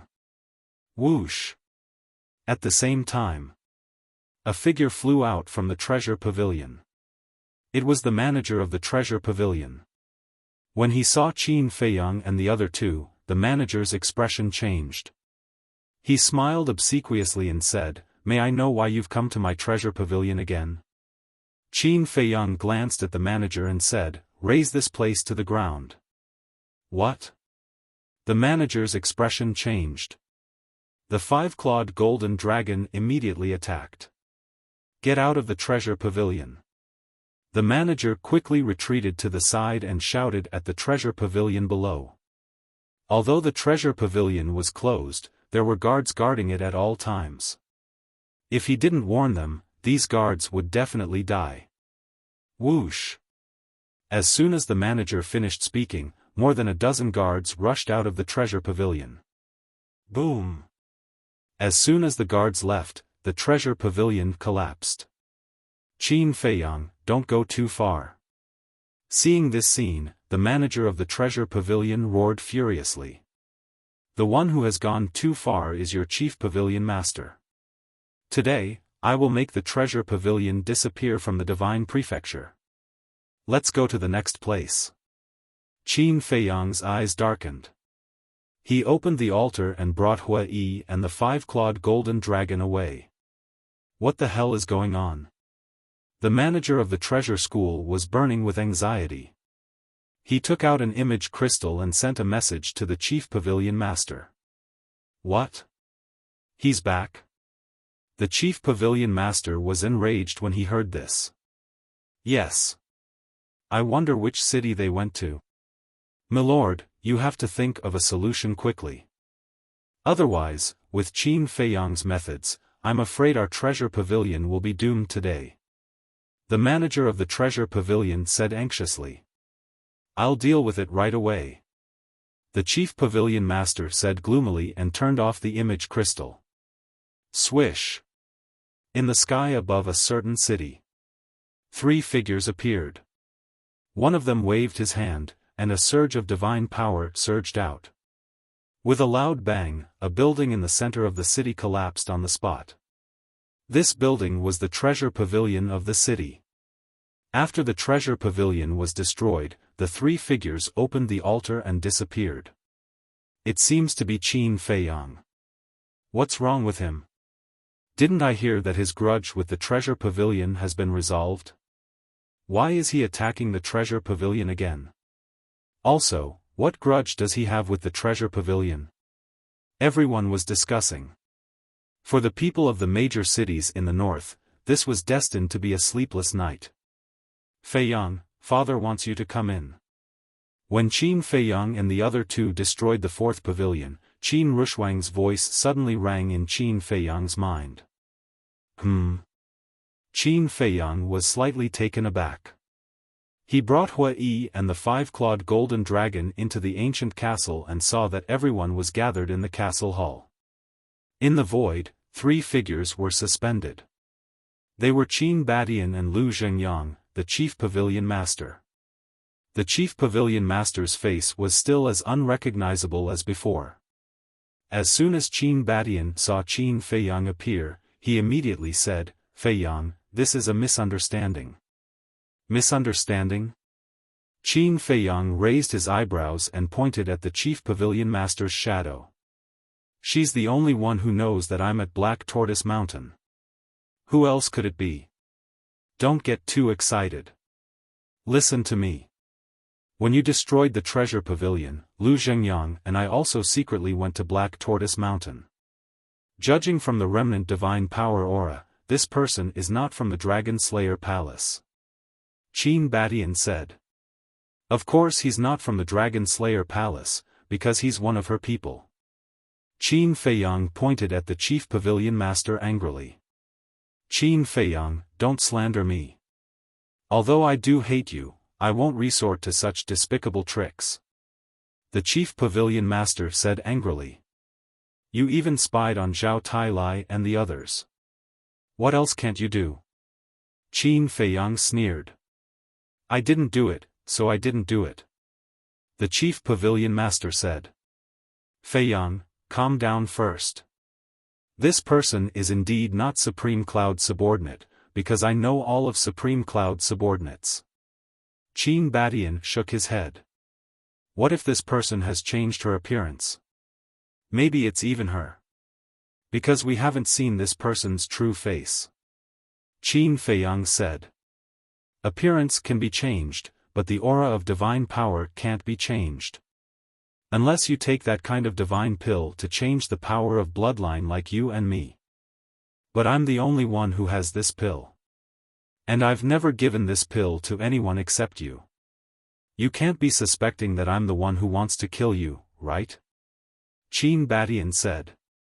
Qin Feiyang frowned and said, Are you sure that I'm the only one you've given this kind of pill to? Of course. I've only refined a total of 3 pills since it was developed. I've taken 2, and you've taken 1. Who else would have 1? Qin Badian smiled helplessly. Then, Qin Feiyang frowned, looked at the chief pavilion master, and asked, It's really not you? Nonsense. You're the descendant of Qin Badian and Lu Zhengyang. Tan Taili and her daughter are Qin Baishan's wife and daughter. The mermaid princess is also the descendant of the mermaid emperor. You have such a big brain. Why don't you think about it? Would I dare to kill you? If I did, I would have killed them in the dragon-slaying palace. Why would I imprison them and wait until now? The chief pavilion master said angrily. I don't think so. Hua Yi sneered. What do you mean? The chief pavilion master looked at Hua Yi. If you killed them in the dragon-slaying palace, you would have to face our anger, so you wouldn't dare. But a sneak attack is another matter. If the sneak attack was successful, with your means, you could completely clear your name. Let's take a step back and say that even if you fail, just like now, you have a reason to wash your hands clean. As for the person who attacked us, who knows if he's the killer you've been hiding all this time and that even Qin Badian and the others don't know about? Hua Yi said lightly. That makes sense. Qin Feiyang and the others nodded. Qin Batian and Lu Zhengyang looked at each other and couldn't help but frown. It sounded like there was no flaw at all. Was it really someone sent by the Chief Pavilion Master? The Chief Pavilion Master was burning with anxiety and said, "I really didn't. What do I have to do to make you believe me?" Qin Feiyang's eyes flashed, and he said, "It's not difficult for me to believe you. What do you want to do?" The Chief Pavilion Master raised his eyebrows. Qin Feiyang said word by word, "Let me read your memory." "That's right. As long as you're willing to let Qin Feiyang read your memory, we'll believe you." Hua Yi said. The Chief Pavilion Master said flatly, "That's impossible. I'm a sovereign," but before the Chief Pavilion Master finished, Qin Batian said, "Supreme Cloud, this is the only way to solve this matter." "You," Supreme Cloud glared at Qin Batian. "I know your concerns. You can rest assured. If it's really not you, I'll immediately let Qin Feiyang remove his control over you. And apologize to you personally." Qin Batian said. Supreme Cloud's expression was uncertain. "Supreme Cloud, isn't it just to prove it? Since you didn't do it, what are you afraid of?" Lu Zhengyang said. "Okay. I agree. But if it's not me, then I'll make the two of you kneel down and apologize to me. And, Qin Feiyang must hand over the Sunset Divine Bow and the other 10 heaven-defying divine weapons to the Dragon Slayer Palace." Supreme Cloud looked at Qin Batian and Lu Zhengyang and said. Hearing this, Qin Batian and Lu Zhengyang looked at each other with a trace of melancholy in their eyes. Qin Feiyang and the others also looked at each other. Such calmness and confidence. Was it really not her? Or was she just pretending to be calm? "If you dare to agree, I'll immediately let Qin Feiyang read my memory." Supreme Cloud looked at Qin Batian and Lu Zhengyang aggressively. Qin Batian and Lu Zhengyang were hesitant. Qin Rushuang said telepathically, "Feiyang, what should we do now?" They didn't expect Supreme Cloud to make such a request. If Supreme Cloud had really sent someone to assassinate them, it would be fine. But if not, the loss would not be small. Besides, the reason the Sunset Divine Bow and other divine artifacts followed Qin Feiyang was because of the origin of the Black Tortoise world. They themselves would not agree to join the Dragon Slayer Palace. But they were extremely unwilling to give up on Supreme Cloud's memory. Phew! Qin Feiyang took a deep breath and looked at Supreme Cloud. "Don't make things difficult for our ancestors. If it's really not you, I'll kneel and kowtow to you in apology." "All right." Supreme Cloud nodded and asked, "Then what about the 10 divine artifacts?" "I really can't agree to let the 10 divine artifacts join the Dragon Slayer Palace. Because they are unwilling to join the Dragon Slayer Palace. You know the temper of divine artifacts. If you force them, it will only be counterproductive. But you can change your request. As long as I can do it, I'll agree." Qin Feiyang said. Supreme Cloud shook his head. "I only want the 10 divine artifacts. No discussion." "Are you deliberately making things difficult for Qin Feiyang? Are you doing this because you have a guilty conscience? Are you trying to use this to make us give up the idea of reading your memory?" Hua Yi sneered. "I didn't do it. What's there to be guilty about? In short, as long as you agree to my conditions, I'll let you read my memory without a word. I won't resist." Supreme Cloud said faintly.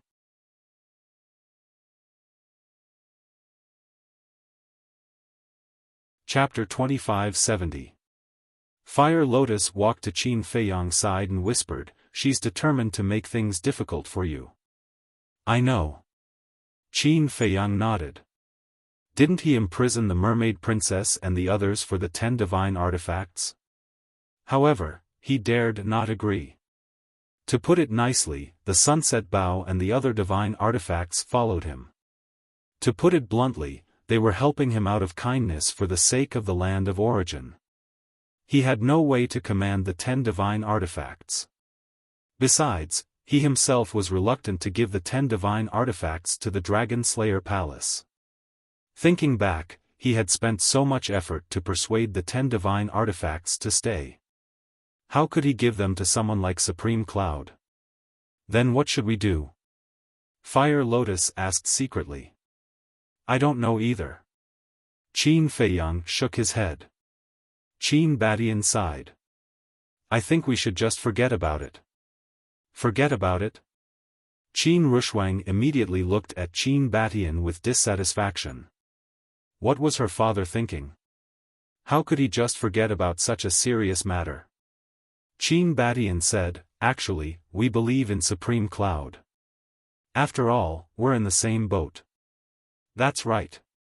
Although Supreme Cloud is selfish and wants Feiyang to hand over the 10 divine artifacts, in the end, it's for the good of the Dragon Slayer Palace. Lu Zhengyang nodded as well. So be it then. Qin Badian said and turned off the image crystal. This, in the hall. The group of people looked at each other. Wasn't this too much of a joke? Tan Tai Li sighed. Perhaps, this is the best solution. Mother. Qin Rushuang looked at Tan Tai Li unhappily. This is obviously a problem Supreme Cloud deliberately set up. What if it's really not Supreme Cloud? Then, not only will Feiyang have to kneel and apologize, but he will also have to hand over the 10 divine artifacts. When has Feiyang ever kneeled to others? We can't let him suffer this grievance. Tan Tai Li said. I'm not afraid of being wronged, but I'm afraid of the Sunset Divine Bao and the others, because I don't have the right to order them around. Qin Feiyang shook his head, feeling aggrieved. He really wanted to vent. Wang. At this moment, Qin Rushuang's image crystal rang again. Qin Rushuang looked at the image crystal suspiciously.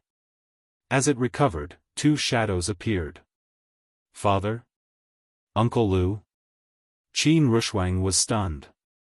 The 2 were none other than Qin Badian and Lu Zhengyang. Qin Badian glanced at the crowd, then focused on Qin Feiyang. Supreme Cloud has left. There are some things that we would like to discuss with all of you in private. Please speak. Qin Feiyang said. Qin Badian laughed and said, Is there a fire in your heart that you have nowhere to vent? Yes. Qin Feiyang nodded. This is reality. Actually, we also know that this was most likely done by Supreme Cloud. But what can we do? First of all, the Dragon-Slaying Palace cannot do without the support of the Treasure School. Because over the years, the resources of the Dragon-Slaying Palace have basically been provided by the Treasure School. Secondly, Supreme Cloud and Supreme Beast have always been on good terms. If we attack Supreme Cloud, Supreme Beast will definitely not sit back and watch. At that time, the Dragon-Slaying Palace will definitely face a situation of collapse. The most important thing is, Supreme Cloud and Supreme Beast are very powerful. Even if Supreme Dragon finds out that they were the 2 Supreme Emperors of the Dragon-Slaying Palace, Supreme Dragon will not accept them. As long as they sincerely submit to the dragons, Supreme Dragon will definitely accept them. At that time, the situation of the Dragon-Slaying Palace will be even worse. We may even face destruction. Qin Badian shook his head, his face full of helplessness. Qin Feiyang asked, So you have been holding back? Otherwise? Qin Badian asked. Qin Feiyang was silent. Feiyang, this is a dispute between forces. No matter where it is, no power can avoid these disputes. As the leaders of the Dragon-Slaying Palace, we must consider the overall situation. After all, we are not like you. We are not willful, nor do we have the capital to act recklessly. Lu Zhengyang said. Qin Feiyang sighed and nodded. Alright, let's put this matter aside for now. No need to put it aside. Lu Zhengyang shook his head. Qin Feiyang looked at Lu Zhengyang in surprise. We are us, and you are you. Don't worry about us. Do what you have to do. Your ancestors and I know that you are determined to enter the hell of the Nether King. It's useless for us to stop you. As far as we know, Supreme Cloud and Supreme Beast will also enter the hell of the Nether King. At that time, no one will care what you do in the hell of the Nether King. You can do whatever you want. Lu Zhengyang said with a smile. I see. Qin Feiyang nodded and said with a smile, so the two of you are also scheming. Brat, how can you say that? What are we scheming? Qin Batian and Lu Zhengyang glared at Qin Feiyang. No, no. As long as I understand. Qin Feiyang waved his hand. All right then. Be careful. Qin Batian warned. Qin Feiyang said with a smile, don't worry, I will not let anything happen to great-grandmother. You are getting more and more improper. Qin Batian rolled his eyes at Qin Feiyang and then looked at Tan Tai Li as an elder. Sometimes you should discipline him. Don't be too indulgent. Tan Tai Li shook her head and laughed. All right then, take care. After Qin Batian finished speaking, he decisively switched off the image crystal without the slightest hesitation. Zhao Tailai retracted his gaze and looked at Qin Feiyang, asking suspiciously, young lord, what do the two of them mean? You still don't understand? They mean to let Supreme Beast and Supreme Cloud stay in the hell of the Nether King forever. Qin Feiyang said. This. Zhao Tailai was dumbfounded. How is it? The means of these two ancestors are quite terrifying. Qin Feiyang said with a smile. But is there a difference? Zhao Tailai was doubtful. Of course there is a difference. Our ancestors' biggest concern is the resources provided by the treasure pavilion. If Supreme Cloud and Supreme Beast die outside, the people of the treasure pavilion will definitely hate us. Let's talk about it later. Killing those two will not be an easy task. But it's different in the hell of the Nether King. Supreme Cloud won't be able to control the treasure pavilion in the hell of the Nether King. If my guess is right, after we enter the hell of the Nether King, the two ancestors will definitely start planning to take over the treasure pavilion. In other words, they want all the resources of the treasure pavilion in their own hands. In this way, even if Supreme Cloud comes back alive from the hell of the Nether King, her position as the chief pavilion master of the treasure pavilion will only be in name. And as long as they get all the resources of the treasure pavilion, our ancestors won't care if Supreme Cloud goes to the dragons. Qin Feiyang said.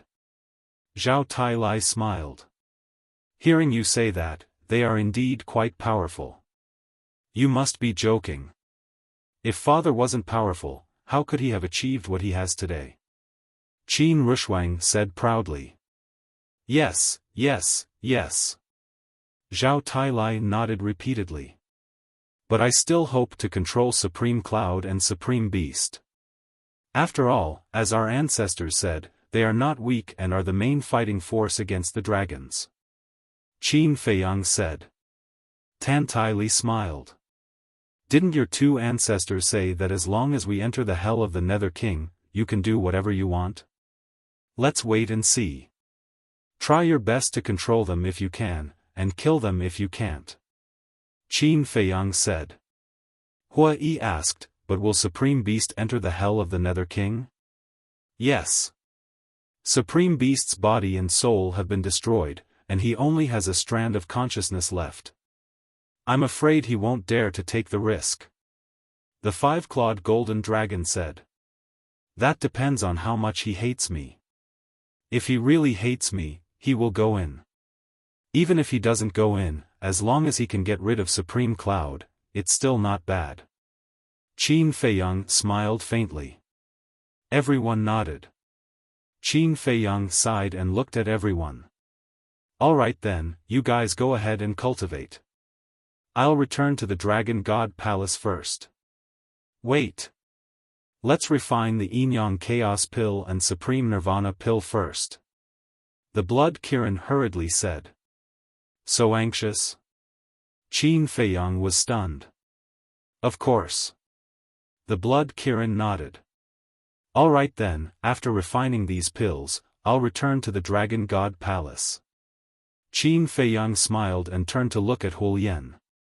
He said, help me prepare the medicinal ingredients. At the same time. The Dragon God Palace. Where's Li Buer? Is he not back yet? In the valley. Yi Zhong looked at Qin Feiyang's cave residence angrily. No. Next to him. Yi Shuer shook her head. Yi Zhong said angrily, what the hell is this bastard doing? What's wrong? Yi Shuer looked at Yi Zhong suspiciously. You don't know, but Qin Feiyang has his eyes on him now, so no matter what, we can't let him sneak into the hell of the Nether King.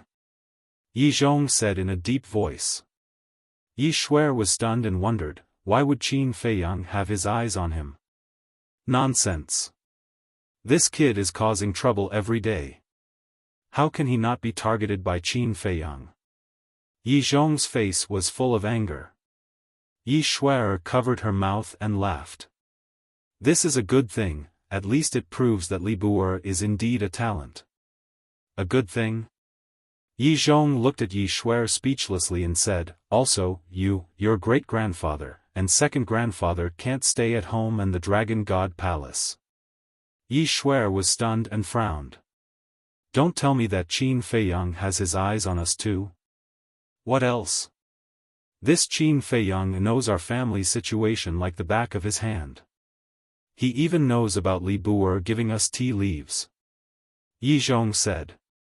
So powerful? Yi Shuer was shocked. So this old man has decided to send you to Divine Dragon Island later. Divine Dragon Island is the safest place now. This old man has already discussed with revered dragon, and he has agreed. In short, before this old man comes back from the hell of the Nether King, you guys stay on Divine Dragon Island. Yi Zhong said in a deep voice. Divine Dragon Island? Yi Shuer was stunned for a moment, then her eyes were full of curiosity. She was not unfamiliar with this place. She often heard her grandfather talk about it, but she had not been there until now. Yi Zhong pondered for a moment and said, go home now and bring your great-grandfather here. Okay. Yi Shuer nodded and then opened a teleportation altar that led to the entrance square. Let me go back with you, I'm a little worried. Yi Zhong thought for a moment and stepped on the altar. You're tuning into the Xiaofan's Wuxia Tales YouTube channel. Don't forget to subscribe and join us on this journey to catch the most captivating stories.